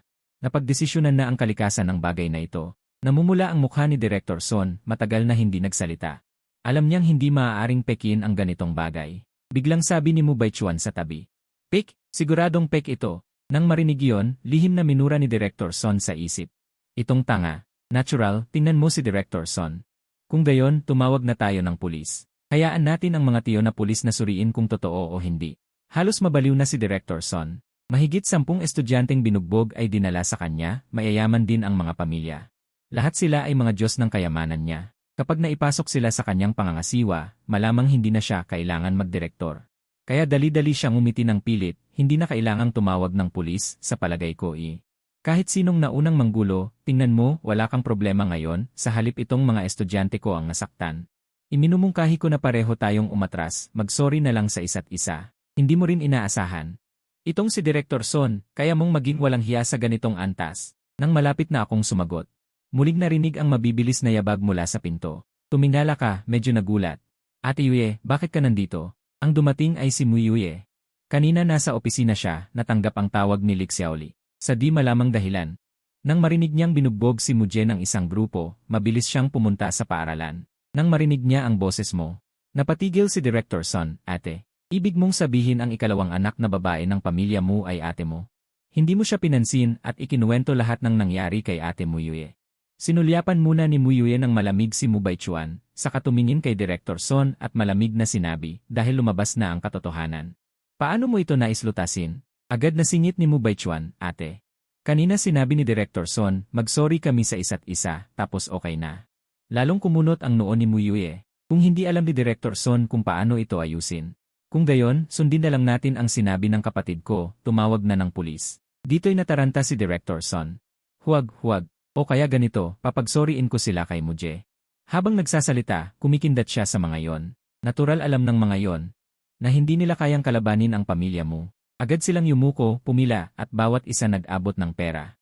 Sa huli, sa mapayapang mungkahi ni Mu Yue, ang grupong bully ay nagbayad ng kabuang 500,000 bilang danyos. Siyempre, ang karamihan ng pera ay kinuha ni Director Son. Kanina pa sa paaralan. Patuloy na nagpapaliwanag si Mu Baichuan kay Mu Yue, ate, pakinggan mo ako. Pinagbantaan nila ako. Sabi nila kapag hindi ko sila tinulungan sa patotoo, baka ako na ang susunod na mabuli. Buong daan siyang nagsasalita, pero hindi talaga siya pinansin ni Mu Yue. Nang mga sandaling iyon, narinig din niya ang iyong iniisip, nagpapanggap pa rin. Ang mga taong ito ay maliwanag na noong araw na iyon, matapos suyuin si Mu Yue ni Mu Baichuan. Kung sinabi mong hindi alam ni Mu Baichuan, kahit patayin mo ako ay hindi ako maniniwala. Nang marinig ito, natigilan si Mu Yue. Si Mu Yue. Paano naman naging konektado ito sa kasintahan ni ate? Habang nagtataka siya, bigla niyang nakita, ang mahigit 10 estudyante kanina sa gate ay nasa harap ng isang kotse. At ang nakaupo sa kotse ay si Mu Yulu. Narinig ni Mu Yue ang sinabi ng kanyang tauhan. Nagmura ng ilang beses si Mu Yue, naghagis ng ilang salansan ng pera mula sa kotse, saka umalis. Pagkakita sa eksenang ito, nagulat ang puso ni Mu Yue. Talagang siya nga. Mukhang mula noon ay hindi na nagsalita si Mu Je. Mula noong araw na yon, nabawasan ang mga langaw sa paligid. Inilaan mo rin ang atensyon sa pag-aaral. Ngunit hindi mo inaasahan habang nasa isang elective sa literatura. Muling nakasalubong si Mu Baichuan. Sa totoo lang, siya yung tipo na kahit major subjects ay hindi pinapasukan. Paano siya napunta sa elective? Maya-maya pa, nakita mo ang dahilan. Pumasok si Mu Baichuan sa silid. Lumapit sa isang magandang babaeng nakasuot ng puting bestido at walang humpay na nagdadaldal. Ngunit tila walang interes ang babae, bahagyang kumunot ang noo, ipinapakita ang pagkainis. Napailing ka na lang, talaga namang ang nagpapa-interes kay Mu Baichuan, bukod sa pera, ay mga babae. Hindi nagtagal, pumasok ang propesor, nakangiti at sinabi sa lahat, salamat sa pagpili ng aking kurso. Sa unang klase na ito, magpakilala muna tayo. Maya-maya lang, isa-isang tumayo ang mga estudyante at nagpakilala. Nang si Mu Baichuan na, naging iba ang estilo, tumayo siya, inayos ang damit. Mayabang na tumingin sa paligid, magandang araw sa lahat, ako si Mu Baichuan. Ang Munang Mu Group, iyong mga gusali sa business district. Agad na nakuha ng kakaibang paraan ng pagpapakilalang ito ang atensyon ng lahat. Nagpapanggap lang yan, hindi ba't may konting pera lang naman? Pero may ilang babaeng kumikinang ang mga mata sa gulat. Sa tingin ko, naiinggit ka lang. Ang bahong pera ay pera pa rin. Ikaw, meron ka ba? Sa mga komentong ito, hindi nagalit si Mu Baichuan, sa halip ay sinulyapan niya ang kanyang mga alipores. Naghanda ako ng welcome gift para sa lahat ngayon. Pagkasabi pa lang niya, karamihan ng mga negatibong komento kanina ay nawala na. Aba, sino ba naman ang aayaw sa libreng regalo? Pagkatapos magpakilala ni Mu Baichuan, lumapit siya sa babaeng nakaputing damit at matapos ang isang misteryosong pagkumpas. Iniabot niya ang isang rosas. Ito ay espesyal kong inihanda para sa'yo. Nang makita ito, nagsimulang mang-asar ang mga tao sa paligid. Hindi ba't iyon ang sikat na Iceberg Campus Belle ng Art Department? Bagay naman ang binatang mayaman sa Campus Belle. Habang pinagmamasdan ang mga naiinggit na tingin ng mga kaklase, labis na nasiyahan ang kawalang kabuluhan sa puso ni Mu Baichuan. Pero sa sandaling iyon, isang mapanghamak na tinig ang narinig. Sawang-sawa na ako. Lumang magic trick na yan at ipinagmamalaki pang itanghal. Gusto mo ng mas malaking palabas? Ang pang-uuyam mong walang pakundangan. Ay lubos na nagpamangha kay Mu Baichuan. Tinatawag mo akong baduy. Marunong ka ba? Malamig kang tumawa at tumayo. Kung ganoon, magpapakita ako ngayon sa lahat ng hindi nakakabagot. Pagkasabi nito, itinaas mo ang iyong kanang kamay. Nakatuon ang tingin ng lahat sa iyo, umaasang may mailalabas kang kakaiba. Ngunit lumipas ang mahigit 10 segundo, napansin nilang hindi ka pa rin gumagalaw, nakataas pa rin ang kanang kamay. Tumingin ka sa kisem. Nang magsimula silang magtaka, sumigaw ka ng malakas sa langit. Pagtawag ng kidlat, pagkatapos ay mabilis mong ibinaba ang kanang kamay. At sa sandaling iyon din, isang malakas na dagundong ang biglang narinig mula sa maaliwalas na kalangitan, at isang kidlat ang talagang pumaitaas at bumaba. Sa isang iglap, natigilan ang lahat. Habang sila'y naguguluhan, muli kang umungal ng malakas, hampasin mo. Sa pagkakataong ito, lalong lumakas ang tunog ng kulob, anupat maging ang lupa ay nagsimulang yumanig, at ang mga nakasabit na ilaw sa kisam ay umuuga-uga. Agad na may sumunod na nagpapanik na boses ng mga estudyante mula sa labas. Naku! Sunog! Nasusunog ang bubungan. Tinamaan ng kidlat ang bubungan at nagliyab. Nang marinig ito, mabilis na tumayo ang lahat ng estudyante. At nagmamadaling tumakbo palabas. Tumingala ang lahat sa nasunog na silid ng library, labis na namamangha sa kanilang puso. Kahit may pamatay kidlat, nagawa pa ring tamaan ng ganito. Gaano ba kalakas ang kidlat na yon? Sa oras na ito, bigla kang napansin ng isang tao. Siya yon. Siya ang nagpababa ng kidlat. Nakita ko rin kanina. Hindi nagtagal. Mabilis na kumalat ang ginawa ni Muje, at halos alam na ito ng lahat. Pinagmasdan mo ang kanilang reaksyon. At sa isang sandali, hindi mo alam kung ano ang sasabihin. Aba, nagpakita lang naman ako ng munting palabas. Hindi naman talaga sila maniniwala, di ba? Ngunit ang hindi mo inaasahan, may mga taong talagang naniwala. At nagsumbong pa hanggang sa guro ng klase. Sa huli, wala nang nagawa, kaya muling pinatawag si Mu Yue sa paaralan. Pagkatapos malaman ang nangyari, tiningnan kanya ng walang masabi. Nabalitaan kong hinampas mo raw ng kidlat ang library. Napailing ka na lamang. Naniniwala ka ba? Tumango si Mu Yue.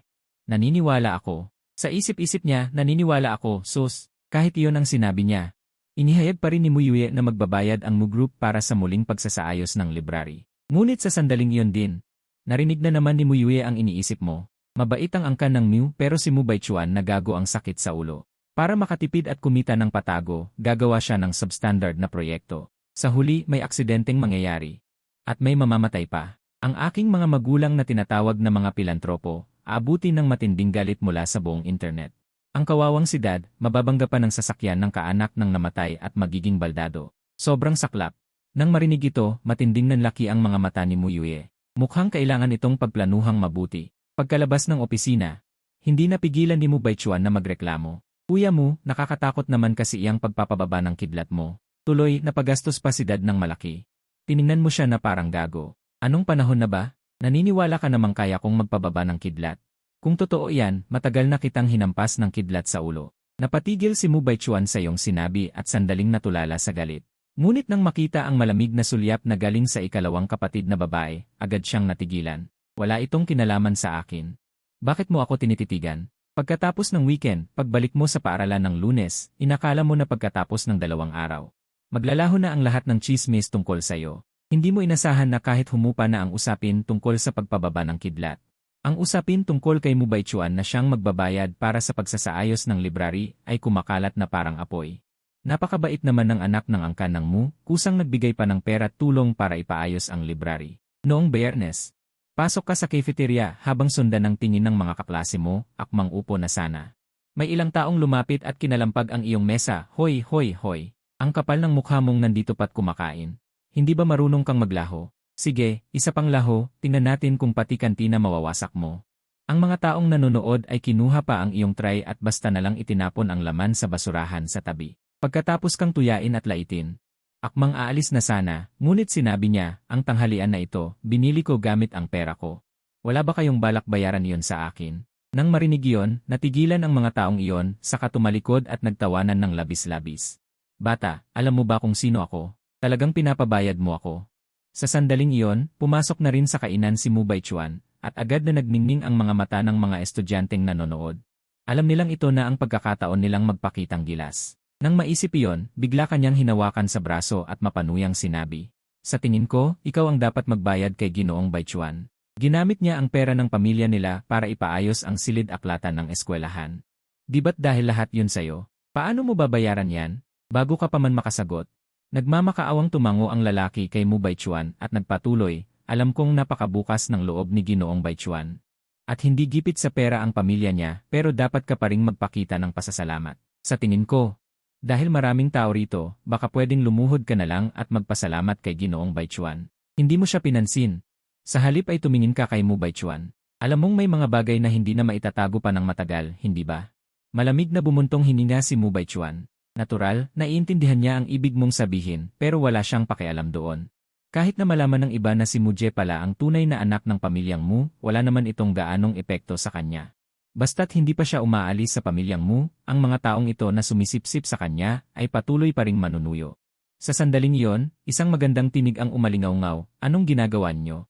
Lumingon ang lahat sa pinanggalingan ng tinig at bahagyang napangiti ang bawat isa, sapagkat ang nagsalita ay walang iba kundi ang dating niligawan ni Mu Baichuan, ang reyna ng departamento ng sining, si Xiao Mohan. Agad na nagpalit ng mapanuyong ekspresyon si Mu Baichuan at lumapit kay Xiao Mohan, ngunit hindi man lang siya nito pinansin. Diretso itong naglakad patungo sayo. Ayos ka lang ba? Inisyan mo siya at tumango. Pagkatapos ay sinabi mo, wala akong problema, at saka mo mapanlait. Natiningnan ang mga tao sa paligid at muli kay Mu Baichuan. Dahil ayaw mong sabihin sa mga alipores mo ang totoo, kailangan ako na lang ang magsasabi. Sa totoo lang, ang taong gustong ipaayos muli ang silid-aklatan ay ang tatay ko. Ako ang tunay na anak ng pamilyang Mu. At siya, may tuturing lamang na ampon ng aking mga magulang. Pagkasabi nito, isang mapanuksong ngiti ang lumitaw sa iyong mga labi, at sa unang pagkakataon ay nagpakita ka ng pagmamataas, Mu Baichuan. Mabait kang pinatuloy ng mga magulang ko sa pamilyang Mu, hindi para magkalat ka ng kung ano-ano sa labas. Pagkarinig nito, natigilan ang mga kaklase sa paligid. Lalo na iyong mga estudyanteng kanina lang nang gugulo kay Mu Je, biglang nakaramdam ng kakaibang kaba. Kumunot ang noo ni Mu Baichuan. Sa totoo lang, alam niyang hindi na niya ito maitatago pa ng matagal. Pero hindi niya inaasahang sa ganitong pagkakataon pa siya mabubuko. Medyo nanghihina ang loob niyang sinabi. Pinalaki ako ng pamilyang Mu sa loob ng 20 taon. Akala mo ba talaga, ikaw na galing probinsya? May pagkakataong magmana ng pamilyang Mu. Habang nandito ako, mangarap ka na lang. Pagkasabi niyon, agad siyang tumalikod at umalis. Ang mga iyon ay hindi agad makaunawa sa nangyayari, kaya wala silang nagawa kundi sumunod na lamang sa kanya. Sa wakas ay tumahimik na rin ang kantina. Tumingin ka kay Xiao Mohan at nakangiting sinabi, salamat sa iyo kanina. Ako nang manlilibre sa iyo.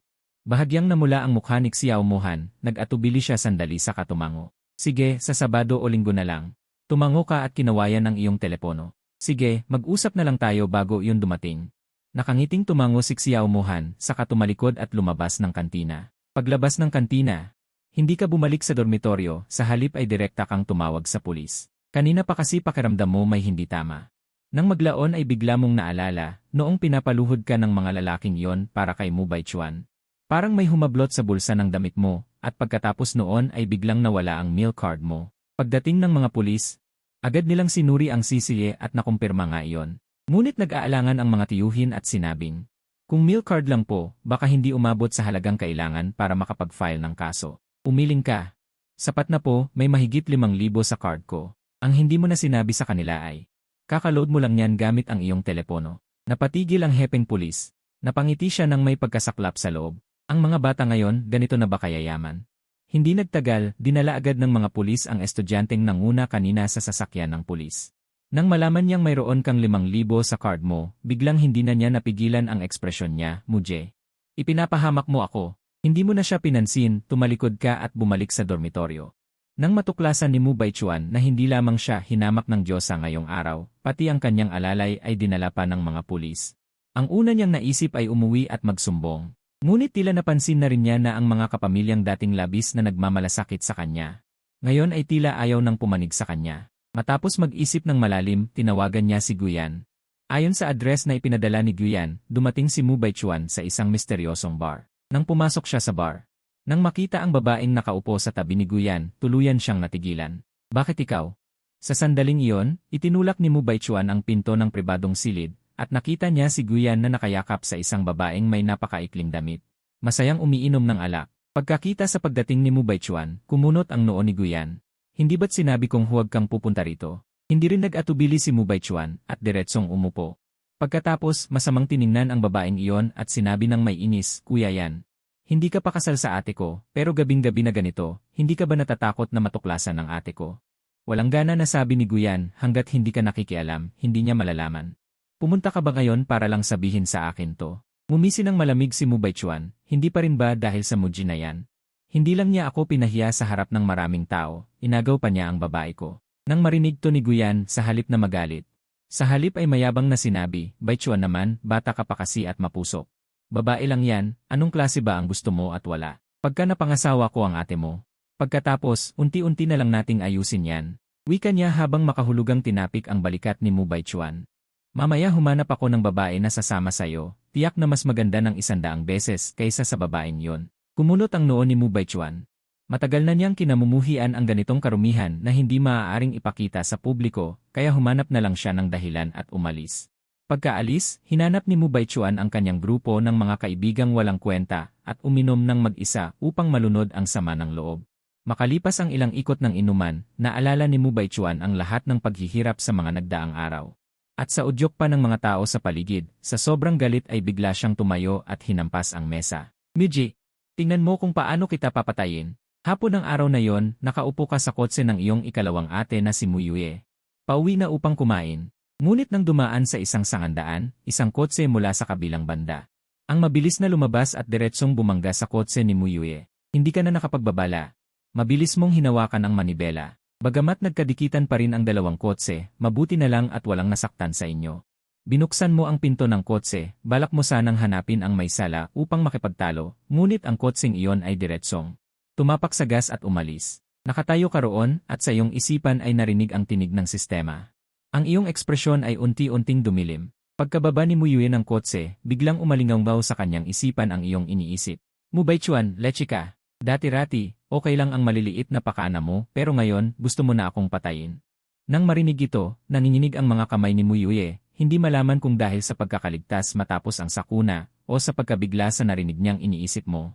Kinuha niya ang kanyang telepono, tatawag ako ng pulis ngayon din. Sa sandaling iyon, nagring ang iyong telepono. Pagkakita sa pangalan sa screen, bumigat ang loob mo. Hello, Muhan? Naisip mo na ba kung anong kakainin natin sa Sabado? Gayunpaman, mula sa kabilang linya ay may magulong ingay, at pagkatapos ng mahabang sandali ay may mahinang tinig na dumating, Kuya. Tulungan mo ako. Pagkarinig sa tinig ni Xiao Muhan sa kabilang linya, agad na pinagpawisan ng malamig ang iyong likod.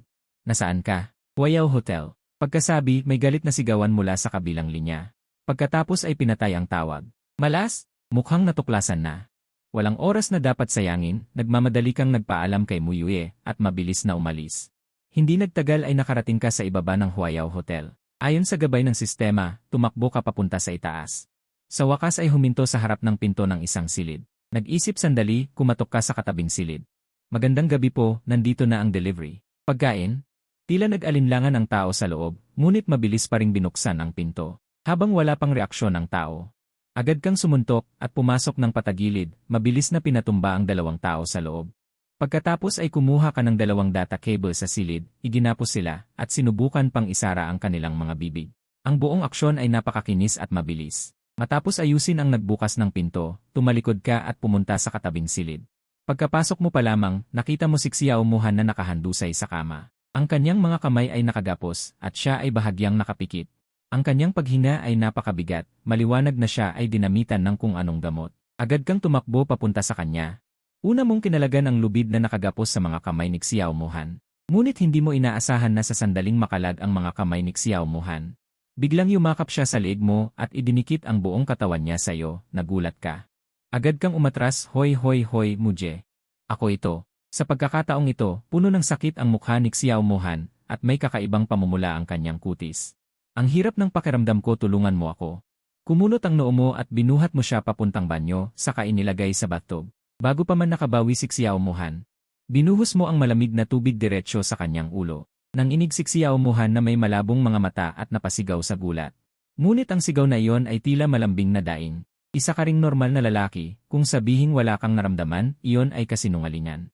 Ngunit pinigilan mo pa rin ang pagnanasa sa iyong puso, at nag-aatubiling tinanong siya, maayos na ba ang pakiramdam mo? Ngunit hindi mo inaasahan na si Xiao Muhan ay titingin sa iyo nang may hinanakit at magsasalita ng may pag-aatubili.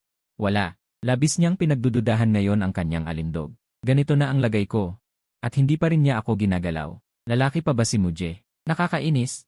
Nang marinig iyon, kumunot ang iyong noo at tinitigan si Xiao Muhan mula ulo hanggang paa. Nang makita ni Xiao Muhan ang prangkamong tingin, bahagyang namula ang kanyang pisngi, umaasa sa susunod na mangyayari. Nang mapansin mong namumula na naman ang kanyang mukha, tumango ka, tama nga ang hinala ko. May kasunod pa palang epekto ang gamot na ito. Pero may paraan ako. Sabay abot mo ng iyong kamay. Tumango si Xiao Muhan na tila medyo naiintindihan. Habang pinagmamasdan ang papalapit na malaking kamay, nahihiya siyang dahan-dahang pumikit. At pagkatapos, ang kanyang ulo ay biglang isinubsob ni Muje sa tubig. Makalipas ang kalahating oras, nakahiga si Xiao Muhan sa kama ng isa pang silid. Siya ay puno ng kahihiyan at inis. Sa bagay, iniligtas siya ni Muje, pero bakit ganito na lang ang galit niya? Sa huli, huminga siya ng malalim, tiningnan kang nakaupo sa sopa habang naglalaro ng cellphone, at sinabi, Muje, buti na lang nandito ka. Salamat. Ni hindi ka man lang nag-angat ng tingin. Habang naglalaro ng cellphone, walang pakialam mong sinabi, ayos lang. Walang anuman. Nang makita ang wala kang pakialam na reaksyon, sa wakas ay hindi na nakatiis si Xiao Muhan. Ngunit nang malapit na siyang magalit, bigla kang nag-angat ng ulo, at isang mapanuksong ngiti ang sumilay sa iyong mukha habang nakatingin sa kanya. Gusto mo bang manood ng isang magandang palabas? Nagulat sa iyong bigla ang tanong, medyo nagtatakang sagot ni Xiao Muhan. Anong ibig mong sabihin? Gusto mo bang gumanti sa taong nanakit sa iyo? Nakangiti mong tanong. Siyempre gusto ko. Nagpakuyom ng kamao si Xiao Muhan, may kailangan ba akong gawin? Umiling ka at sumandal sa sopa, wala kang kailangang gawin. Maghintay ka lang ng matiwasay. Hindi alam ni Xiao Muhan kung ano ang balak ni Muje, kaya wala siyang nagawa kundi matyagang umupo sa tabi. Biglang may narinig siyang mga yabag mula sa labas, at sumunod ang isang mapanuyang tinig ng lalaki. Kahit isang tao hindi niyo mabantayan ng maayos, mga walang kwenta. Nang marinig niya ang boses na yon, biglang nagbago ang kanyang ekspresyon. Si Mu Baichuan, akala ni Xiao Muhan ay biktima siya ng mga masasamang tao, hindi niya inaasahang si Mu Baichuan pala ang nasa likod nito. Habang iniisip, lalo siyang nagalit. Tatayo na sana siya para buksan ang pinto at kumprontahin ito, ngunit agad kang nagsalita, huwag munang magmadali. Kung lalabas ka ngayon, wala kang ibang magagawa kundi pagalitan lang siya. At bukod pa roon, baka dakpin ka pa. Nang marinig iyon, agad na tumigil si Xiao Muhan at nag-aalalang naupo muli. Medyo namumula ang mga mata, sinabi niya, ibig bang sabihin, ang mga mayayamang ito ay kayang gawin ang anumang gusto nila. Seryoso kang tumingin sa kanya, huminahon ka, may karma ang masasamang tao. Kahit papaano, hindi ito matatapos ng ganito lang. Sabay sabi mo, mabilis kang nag-type sa screen ng iyong cellphone. Samantala, sa katabing silid, si Mu Baichuan ay parang sinusunog ang katawan sa sobrang hirap. Pinlano niya ang gabing ito para sa isang masayang sandali kasama si Xiao Muhan, kaya marami na siyang pinaghandaan noon pa. At uminom pa nga ng ilang gamot ng maaga. Ngayong wala na ang tao, pakiramdam niya ay sasabog na siya. Ngunit sa sandaling iyon din may kumatok sa pinto. Punong-puno ng inis, hinubad niya ang kanyang damit, at binuksan ang pinto. Ang akala niya ay isang tauhan niya, ngunit ang bumungad sa kanya ay isang sexy at magandang babae na may maapoy na katawan at kaunting saplot. Napalunok si Mu Baichuan. Nanlaki ang mga mata na parang tansan. Si sino-sino po ang hinahanap ninyo? Sa sumunod na segundo, ang babae ay kusang yumakap ng mahigpit kay Mu Baichuan. Kuya, maaari mo ba akong patuloyin ngayong gabi? Gagawin ko ang lahat ng gusto mo. Ang malambing na tinig ng babae. Ang tuluyang gumiba sa huling depensa sa puso ni Mu Baichuan. Diretso niyang binuhat ang babae. At inihagis sa kama. Matapos marinig ang pagsara ng pinto sa kabila, malamig kang ngumiti at kinuha ang telepono. Pulis po ba? Mayroon po akong isusumbong ni. Tahimik na nakaupo si Xiao Mohan sa harap mo. Sa pag-akalang manonood siya sa bintana, bahagyang nanlaki ang bibig sa gulat. Ganito pala yon? Pagkababa mo ng tawag, tumayo ka sa bintana at hinintay na may pumarang police car. Saka ka lumingon kay Xiao Mohan. Gusto mo bang lumabas para manood o dito na lang? Nag-isip sandali si Xiao Mohan. Dito na lang. Ang susunod na mangyayari ay gaya ng plano mo. Si Mu Baichuan ay kinuha ng mga pulis. Nang isinasakay na sa police car. Nataranta pa rin siya. Inihatid mo si Xiao Mohan pabalik sa eskwelahan, saka umuwi. Hindi nagtagal, ang pangalawang kapatid na si Mu Yue ay iniuwi na si Mu Baichuan. Mula sa presinto, wala kasing magawa nang malaman ni na ama at ina ang balita. Sa sobrang galit ay ayaw nilang pumunta sa presinto. Ang sabi nila, hayaan ang pulis na gawin ang tungkulin, pabayaan si Mu Baichuan sa sarili niya. Ngunit kailangang may mag-asikaso ng ganitong bagay, kaya ang pangalawang kapatid na naman ang naperwisyo.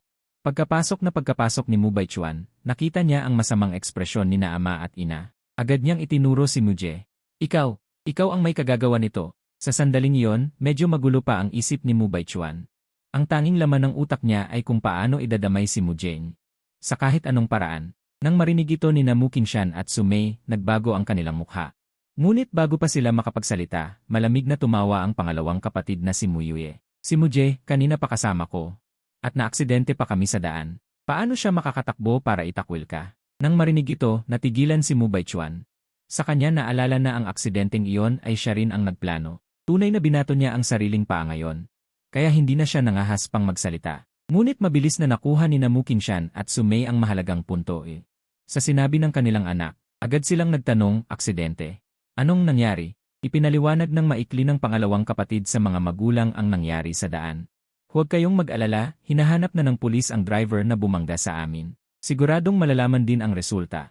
Mabilis na lumapit sa iyo si Inang Su Mei. Hindi ko tinatanong ang trabaho ng pulis. Ang tanong ko, okay lang ba kayo? Kailangan ba ninyong magpatingin sa ospital? Sige na, ina, okay lang talaga kami, mabilis na pigil ni Mu Yue. Nagulat lang kami ng kaunti. Nang marinig iyon, saka palang nakahinga ng maluwag si Mu Qingshan at Su Mei. Ngunit nang makita nilang ganito, ang nasa tabi na si Mu Baichuan ay punong-puno ng galit. Mariin niyang ikinuyom ang kamao at hindi na napigilang magtanong. Wala ba kayong kahit kaunting malasakit sa akin? Tinamad na lang sagutin siya ni Mu Qingshan at Su Mei, nagngingit-ngit sa galit.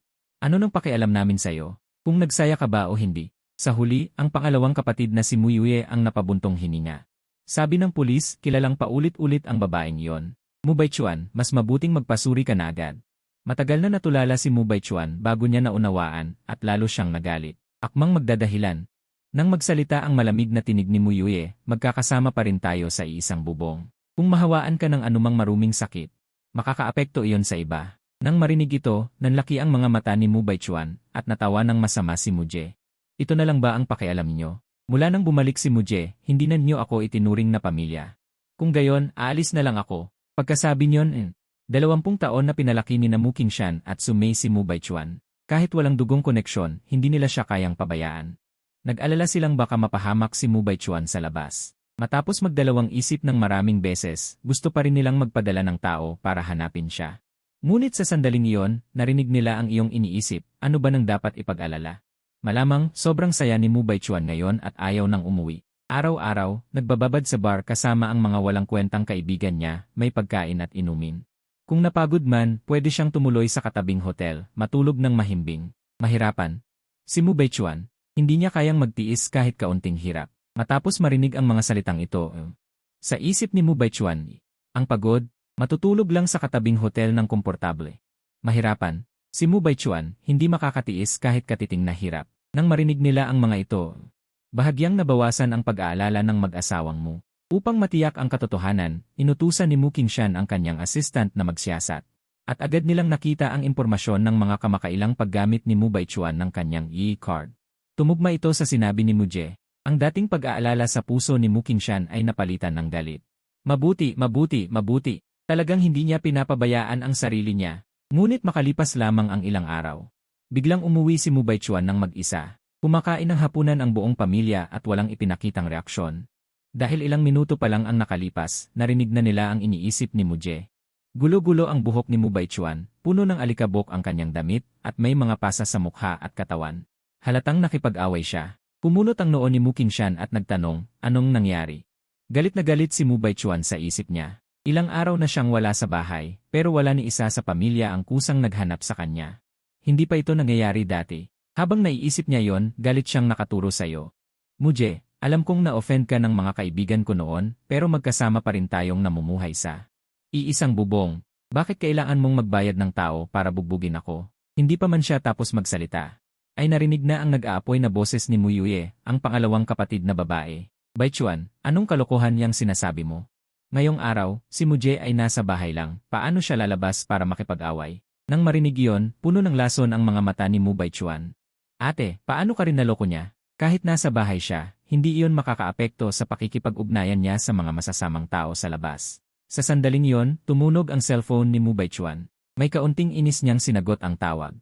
Muntik na siyang magmura, ngunit nang marinig ang sinabi ng kausap sa kabilang linya, biglang nagbago ang kanyang mukha. Agad niyang sinabi, sige, pupunta ako ngayon din. Pagkababa ng telepono, hindi na siya nag-abalang magpaliwanag sa pamilya at tumalikod at tumakbo palabas ng villa. Malamig siyang tumawa, habang kumakain ng prutas ay bumulong, pinalo ng mga tauhan ko ang tao hanggang sa ospital. Akala niya siguro na kapag basta nagtapon ng pera, hindi na maghahabol ang tao. Hindi niya inaasahan to. Ngayon, nakatapat siya ng matigas. Ayaw ng tao sa pera, ang gusto ka lang ipakulong. Titignan ko kung paano mo ito ipapaliwanag ngayon. Nang marinig ang mga salitang iyon, nagkatinginan sina Mu Qingshan at Sumei. Sumama ng husto ang mga mukha nila. Ito pa ba ang anak na pinalaki nila sa loob ng 20 taon? Bakit pakiramdam nila lalo na siyang nagiging estranghero? Pagkaisip niyon, tumayo si Mu Qingshan at tumingin sa mayordomo. Ihanda ang sasakyan, punta tayo sa ospital. Naunawaan din ni Sumei ang kabigatan ng problema at mabilis na sumunod. Kararating lang nila sa ospital. Nang marinig nila sa labas ng isang silid ang boses ni Mu Baichuan. Alam mo ba kung sino ako? Ako ang anak ng pamilyang Mu. Tandaan mo, ang pamilya mo, ang pamilyang hindi mo kayang kalabanin sa buong buhay mo. Kung matalino ka, tanggapin mo na ang pera at tumigil ka na. Kapag ipinagpatuloy mo pa ang kaguluhan, maniwala ka, pagsisisihan mong ipinanganak ka sa mundong ito. Ang ganoong kayabang na boses ay nagpabigla sa mga puso ni Mu Qingshan at Sumei. Mula pa noon, lahat sila'y nag-aakalang anuman ang ginagawa ni Baichuan, naglalambing lamang ito, likas na hindi masama, at paglaki ay magbabago rin. Ngunit ngayon, hindi nila akalain na ginagamit na pala nito ang impluensya ng pamilya Mu upang apihin ang iba. Nang maisip ito, hindi na napigilan ni Mu Qingshan ang sarili, itinulak ang pinto at pumasok, nag-aalalang lumaki ang gulo. Hindi siya natatakot sa panig ng pulisya, kundi sa kanyang mga magulang. Kung dahil dito'y tuluyan siyang palayasin ng mga ito sa angkan, doon pa lamang siya tunay na mapapahamak. Habang iniisip ito, mabilis niyang itinuro ang isang sigang may dilaw na buhok na nasa higaan. Itay, inay kayo. Bakit po kayo naparito? Siya nga, si Muje ang nag-utos sa kanyang saktan ako.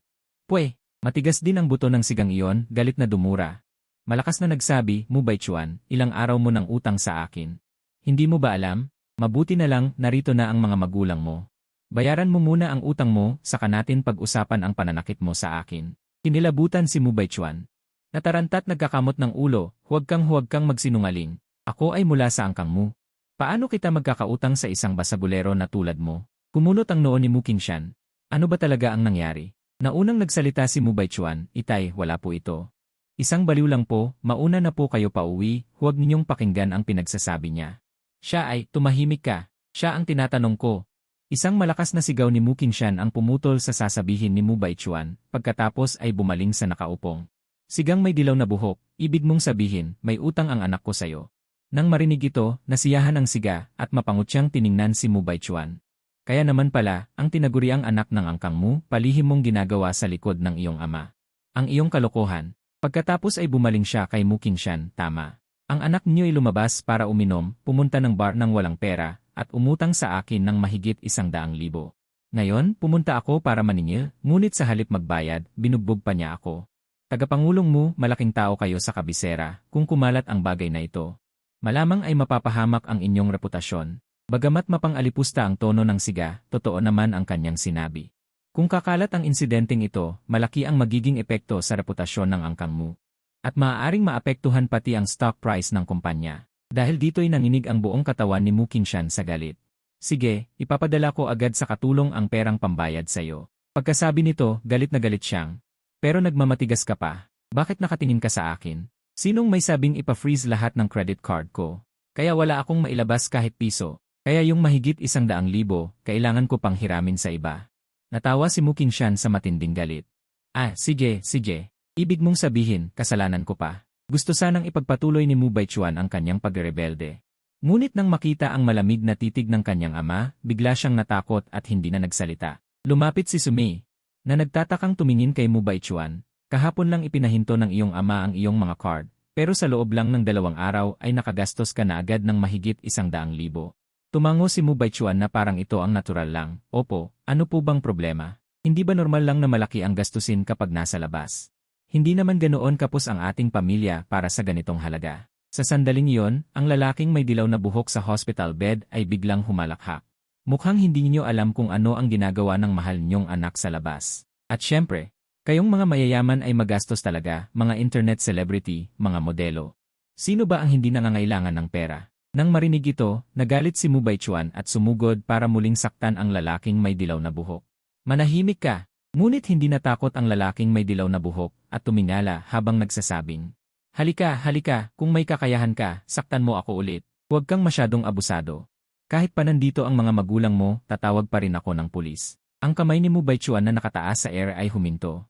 At kalaunan ay ibinaba na lang niya. Natakot siya na dahil sa pagkakaroon ng criminal record, ay palayasin siya ng pamilya mo. Sa sandaling ito, sa isip ni Mu Yue na nanonood lang sa gilid, ay may narinig na tinig, kilalang-kilala pala talaga itong sina Mu Baichuan at dilaw na buhok. Ilang taon na ang nakalipas. Si dilaw na buhok ay ang naka-online relationship ni Mu Baichuan. Noong panahong iyon, pareho silang gumamit ng babaeng karakter sa internet. Ang nakakatawa, pareho nilang inakala na ang kausap nila ay tunay na babae. Sa kasamaang palad, ang kanilang online na relasyon ay nadiskubre ng aking ina. Napalihim na pinalitan ang password ni Mu Baichuan, kaya ang online relationship na ito ay napilitang matapos. Kaya lang kawawa si dilaw na buhok. Mula noon ay araw-araw nang nasa internet cave, naghahanap ng kanyang dating minamahal. Kung gayon, sila pala sa isa't isa ay first love. Ang mga salitang ito ay labis na ikinagulat ng mga miyembro ng pamilya mo. Na bawat isa ay may iba't ibang reaksyon. Si Mu Yue namang mukhang interesadong tsismosa, ngayon ay pakiramdam niya napakasayang marinig ang mga iniisip ni Mu Jie, kaya't lumapit siya upang pagsabihan, Baichuan. Anong nangyayari sa'yo? Ganyan na lang ba kalala ang pagkalulong mo sa internet? Pumapasok ka pa ba sa paaralan kamakailan? Maliban sa bar at internet cave, wala ka na bang ibang pinupuntahan? Nang marinig ito, biglang pinawisan ng malamig si Mu Baichuan at mabilis na umiling. Wala po, naglalaro lang po, kung saan-saan lang. Sadyang nilakasan ni Mu Yue ang kanyang boses, kailangan mo nang mag-aral ng mabuti. Naaalala mo ba noong ilang taong nakalipas? Nang nakipag-online relationship ka, ni hindi mo alam kung lalaki o babae ang kausap mo. Talaga namang napakaloko noon. Hindi inasahan ni Mu Baichuan na ibubunyag ng kanyang pangalawang kapatid na babae ang kanyang kahinaan sa harap ng napakaraming tao.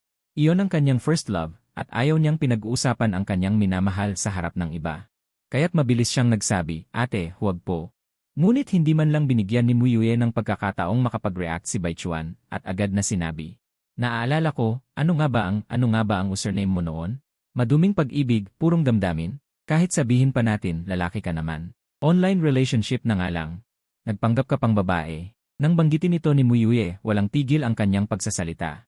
Habang palihim na sumusulyap sa lalaking may dilaw na buhok sa hospital bed. At syempre, nang marinig ni dilaw na buhok ang pangalang maduming pag-ibig, purong damdamin, biglang may kislap ng pagkagulat sa kanyang mga mata. Agad siyang napatingin kay Mu Baichuan at nagsabi, sandali lang, anong laro noon ang nilalaro mo? Naiirita na noon si Mu Baichuan, wala kang pakialam. Ngunit sinagot ito ni Mu Yue para sa kanya.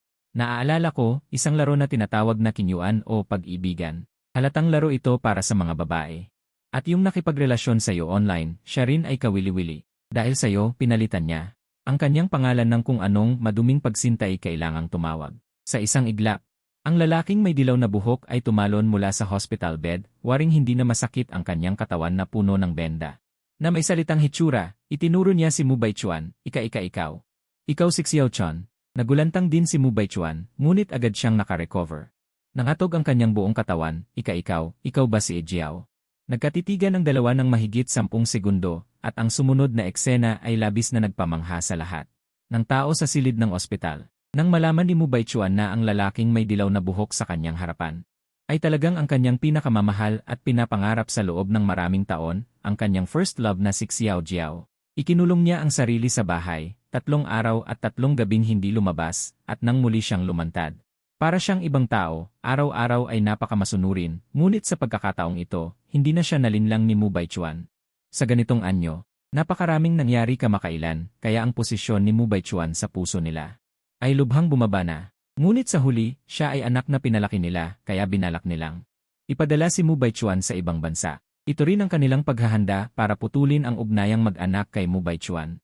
Tama, putulin ang ugnayang mag-anak, kung hindi lang nila narinig kamakailan. Ang mga iniisip ni Muje, malamang ay wasak na ang reputasyon ng pamilya mo. Ang planong ito ay hindi kinonsulta ni Mu Qingshan sa iba pang kasapi ng pamilya. Ang akala niya, pagkaalis ni Mu Baichuan ng 1 o 2 taon, saka ito dahan-dahang isasagawa. Ngunit ang hindi inaasahan, si Mu Baichuan na hindi naman gaanong matalino. Sa pagkakataong ito ay matalas na nakaramdam ng pagbabago sa pakikitungo ng kanyang mga magulang. Matapos ang ilang pag-eavesdrop, nalaman niya ang kanilang balak. Ito ay ikinagalit niya at ikinatakot. Ayaw niyang umalis at hindi rin siya pwedeng umalis. Sa sandaling lisanin niya ito, wala na siyang lahat. Matapos mag-isip ng mahabang panahon, muli siyang pumunta sa underground bar. At hinanap si Guyan. Pagkapasok pa lamang niya, agad niyang sinabi ng hindi na makapaghintay. Tandaan mo, sa pagkakataong ito, kailangan mo akong tulungan. Noong una ay hindi ito sineryoso ni Guyan.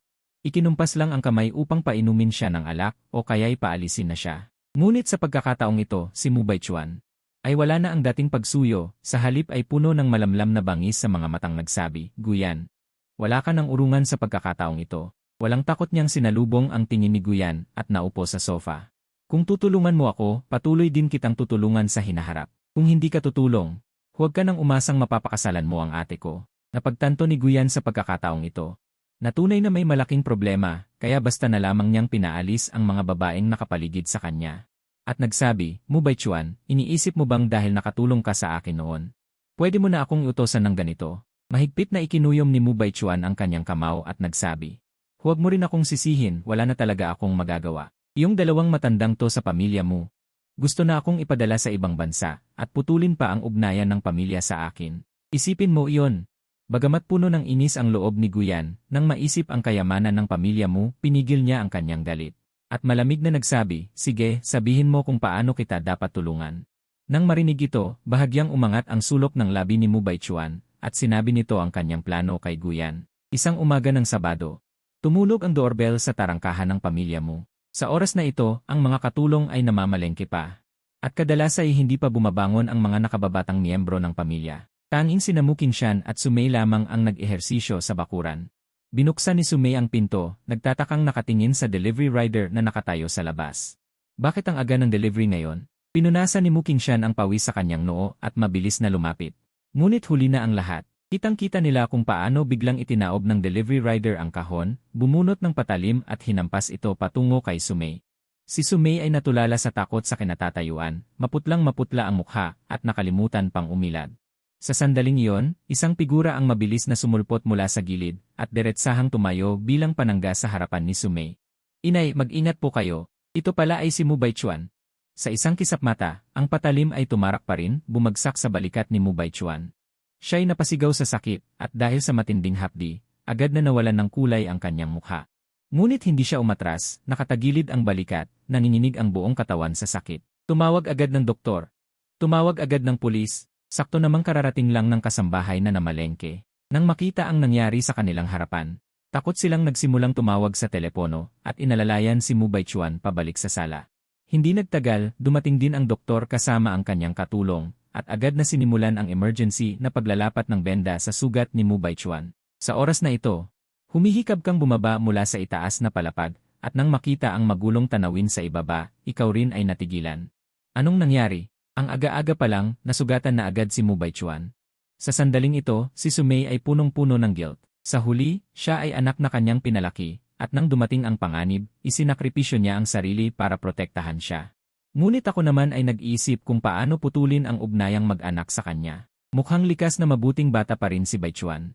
Nagpasya si Sumei sa kanyang sarili. Mukhang kailangang pag-isipang mabuti ang bagay na pagpapadala kay Baichuan sa ibang bansa. Ngunit sa sandaling iyon, ang iyong mga iniisip ay napapanahong umabot sa pandinig ni Sumei. Ang kunwaring sakripisyo na to ni Mu Baichuan, sobra na talaga. Para lang manatili sa pamilya mo, handa niyang saktan ang sarili niya. Pero masasabi ring nagtagumpay siya. Mukhang naantig na si inay. Nang marinig ito, ang mga luha ni Sumay ay agad na natigil. Ano? Kunwaring sakripisyo. Sinaksak niya ang sarili niya. Mula sa mga naunang pangyayari. Sobra nang naniniwala ngayon si Sumay sa mga iniisip mo, at natural na umabot din ang parehong bagay sa tenga ni Mu Qingshan at Mu Yue. Sabay silang napalingon kay Mu Baichuan na nag-inarte pa rin. Hindi na napigilan ni Ate Mu Yue ang magsalita, Baichuan. Natatandaan ko na pag weekend, tanghali ka na gumigising, bihira ka mang kumain ng almusal, bakit ngayon ang aga mong nagising? Tila hindi inaasahan ni Mu Baichuan na may biglang magtatanong noon, natigilan siya sandali bago nautal na magpaliwanag. Yun ano lang hindi ko alam kung bakit hindi ako makatulog. Gusto ko sanang bumaba at makasabay sina mama at papa sa morning exercise. Nagmukhang nag-iisip ng malalim si Mu Yue, ang gandang pagkakataon naman. Buti na lang maaga kang bumaba ngayon, kundi nalagay sa panganib si mama. Sa sandaling iyon, may mga yabag na narinig mula sa labas ng pinto, dumating na ang mga pulis. Pagkatapos malaman ang lahat ng pangyayari. Gusto na sanang kunin ng mga pulis ang CCTV footage sa paligid ng villa, pero ang hindi inaasahan, lahat ng kamera na nakakabit sa malaking gate. Hindi alam kung kailan tuluyang nasira. Pero matyagang sinabi ng mga pulis, huwag kayong mag-alala dyan. Kakapalit lang ng lahat ng CCTV sa mga kalsada sa labas ng high definition na, kahit nakakap at face mask ang tao, kaya pa ring makilala sa mata at pangangatawan ang suspect. Nang marinig iyon, medyo gumaan ang itsura ng pamilya Mu at sa kanila ibinaling ang lahat ng atensyon kay Mu Baichuan. At tama nga, pagkarinig niya sa pulis na pwedeng mahanap ang suspect, may kislap ng pagkabahala sa kanyang mga mata. At ang maliliit na kilos niyang iyon ay agad na nahuli ng pamilya Mu. Pero gusto pa ring bigyan siya ni Sumay ng isa pang pagkakataon, kaya lumapit siya kay Mu Baichuan. Baichuan, sigurado ka bang wala ka talagang aninong nakita sa taong yon? Agad na hinawakan ni Mu Baichuan ang kanyang ulo at sinabing, Inay, wala po talaga. Masyadong maigsi ang oras noong mga sandaling iyon. Naging blanko ang isip ko, ang tanging gusto ko lang ay protektahan kayo, wala na. Hanggang doon na lang siya at tumigil dahil napansin niya na ang mga itsura ng kanyang pamilya na kanina ay nag-aalala, ngayon ay hindi na alam kung kailan tuluyang nawala at napalitan na ng pagkabigo. Medyo kinabahan siyang nagtanong, kayong lahat, bakit ganyan ang mga itsura nyo? Wala po talaga akong aninong nakita sa taong iyon, nakita ninyo ang sitwasyon noon, kung hindi ako dumating sa tamang oras. Si inay ay, nang makita ni na Sumay at Mu Qingshan na ayaw niyang aminin ang totoo, wala na silang ibang gustong sabihin pa. Sa loob-loob nila, mahigit 20 taon nilang pinalaki ang batang ito, kaya ayaw nilang magkaroon ng away sa huling sandali. Samantala, si Mu Baichuan, nang makita ang malamig na reaksyon ng kanyang pamilya. May naunawaan na siya sa kanyang puso, kahit hindi niya alam kung saan siya nagkamali, tila hindi na maikakaila ang paglantad ng katotohanan. Sa sumunod na mga araw, nang makita niya sa basurahan ng study room ang ilang Director Lai. Nang makita ni Director Lee na si Mu Baichuan ang dumating, agad na sumilay ang isang mapagkunwaring ngiti sa kanyang mukha. Anong ihip ng hangin at naparito ang batang si Master Mu. Tuloy po kayo, pasok po kayo. Pagpasok sa opisina, umupo si Mu Baichuan sa sofa na parang isang hari. At walang ganang sinabi, Director Lee, dapat na ipadala na ng pamilya mo ang bayad noong nakaraang araw. Bakit parang wala kang aksyon? Wala kayatang balak suluhin no? Mabilis na nagpaliwanag si Director Lee, paano pong mangyayari yon? Lumingon siya sa labas ng pinto at pabulong na sinabi, Batang Mu. Hindi ba't napag-usapan na natin dati? Mayroon kang bagay dito. Wala kayatang balak suluhin. Mabilis na nagpaliwanag si Director Lee, paano pong mangyayari yon? Lumingon siya sa labas ng pinto. At pabulong na sinabi, Batang Mu, hindi ba't napagkasunduan na natin? Pagkatapos ng renovation saka natin hatiin. Masama ang loob na umirap si Mu Baichuan, nagkakaiba lang ng isang buwan. Ano nang pinagkaiba? May bago akong modelong sasakyang nagugustuhan, kulang pa ako ng baon para. Sa isip-isip ni Director Lee, punong-puno siya ng inis, buong araw akong nag-aalala para lang kumita ng kaunting komisyon. Tapos itong mayamang batang to, para lang makabili ng kotse, gusto nang kunin agad ang parte niya. Walang pasensyang tiningnan siya ni Mu Baichuan. Iabono mo muna yung pera na dapat ay parte ko, pag natapos na yung proyekto. Lahat ng matitira ay sayo na, pareho lang din naman diba? Malalim na napabuntong hininga si Director Lee. Sige, ito na lang ang naitago kong pera, ibibigay ko na lahat sayo. Hindi nagtagal ay nakatanggap si Mu Baichuan ng mensahe na pumasok na ang pera, at ito'y nagbigay sa kanya ng kapanatagan. At mas gumanda ang kanyang hitsura, sige Director Lee, quits na tayo. Maauna na ako. Kinuha ni Mu Baichuan ang pera para isagawa ang susunod niyang plano. Pero ang hindi niya alam, ang mensahe ng pagpasok ng pera sa kanyang bank account ay hindi lang siya ang nakatanggap. Sa sandaling iyon, si Muyue, habang nakatingin sa record ng pag-transfer ng pera sa kanyang telepono, ay malalim na napabuntong hininga. Mukhang ang pondong ito para sa proyekto ay talagang kinurakot ni Mu Baichuan. Lahat ng materyales para sa pagsasaayos ng library. Pinalitan ang mga mumurahin at mababang kalidad. Nang maalala ang sinabi noon ni Muje na dahil sa iskandalo ng korupsyon sa library, ang pamilya Mu ay haharap sa sunod-sunod na hindi na mababawi pang kapahamakan, nakaramdam si Muyue ng matinding pagkabalisa. Mukhang sinayang lang ang 20 taong pagmamahal sa isang walang utang na loob. Sa sumunod na mga araw, lihim na nagpadala si Muyue ng mga tao para bantayan si Mu Baichuan, at hindi niya inaasahang mas marami pa siyang nadiskobring lihim nito. Matapos makuha ni Mu Baichuan ang bayad sa proyekto ng aklatan, hindi siya tumigil at ginamit pa ang pangalan ng pamilya Mu. Nanghiram siya ng pera sa iba't ibang pamilya na dating malapit sa pamilya Mu. Natural na nakarating din ang mga balitang ito kay Mu Qingshan.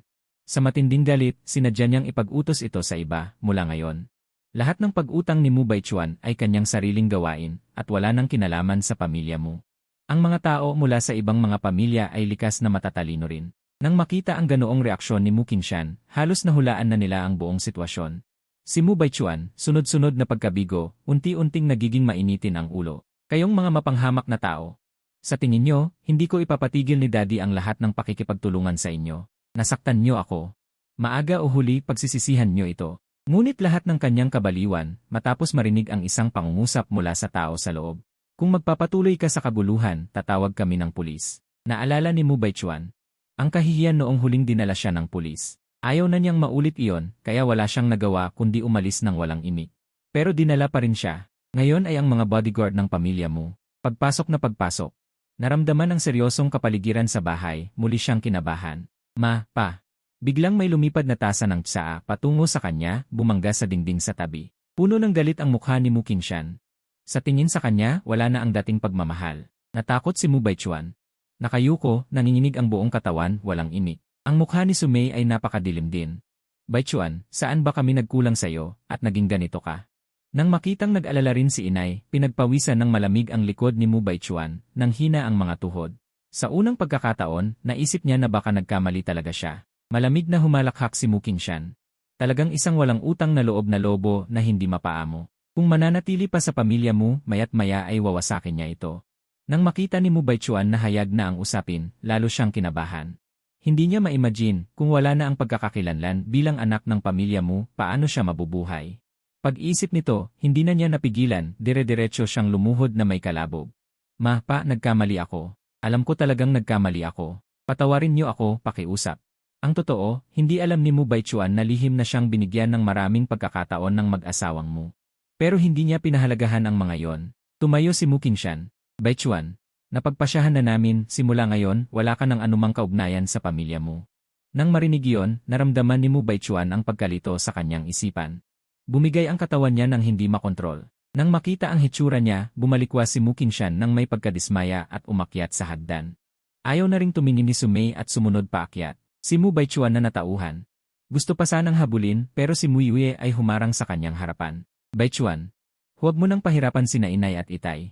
Hindi ka kailanman pinabayaan ng pamilya mo pero paulit-ulit mong ginagawa ang ganitong bagay. Nagdesisyon na sina inay at itay, ang buwanang allowance ay ibibigay pa rin sa'yo. Inayos din ang titirhan mo sa isang apartment malapit sa eskwelahan nyo. Kung may konsensya ka pa, mamuhay ka na lang ng tahimik. Naggangalit ang mga ngipin ni Mu Baichuan. Nakatayo lang doon at matagal na hindi umimik. Hindi sa hindi siya napupuot, kundi hindi siya mangahas na mapuot. Takot siyang pati ang mga ito ay mawala pa. Sa bandang huli, umalis pa rin si Mu Baichuan sa pamilya Mu. Lumipas ang mga araw at nang dumating ang ikatlong araw, bigla siyang natauhan. Agad niyang ipinatawag ang lahat ng kanyang mga tauhan. At syempre, pati na ang unang pag-ibig ni Muje, si Liu Ruyan.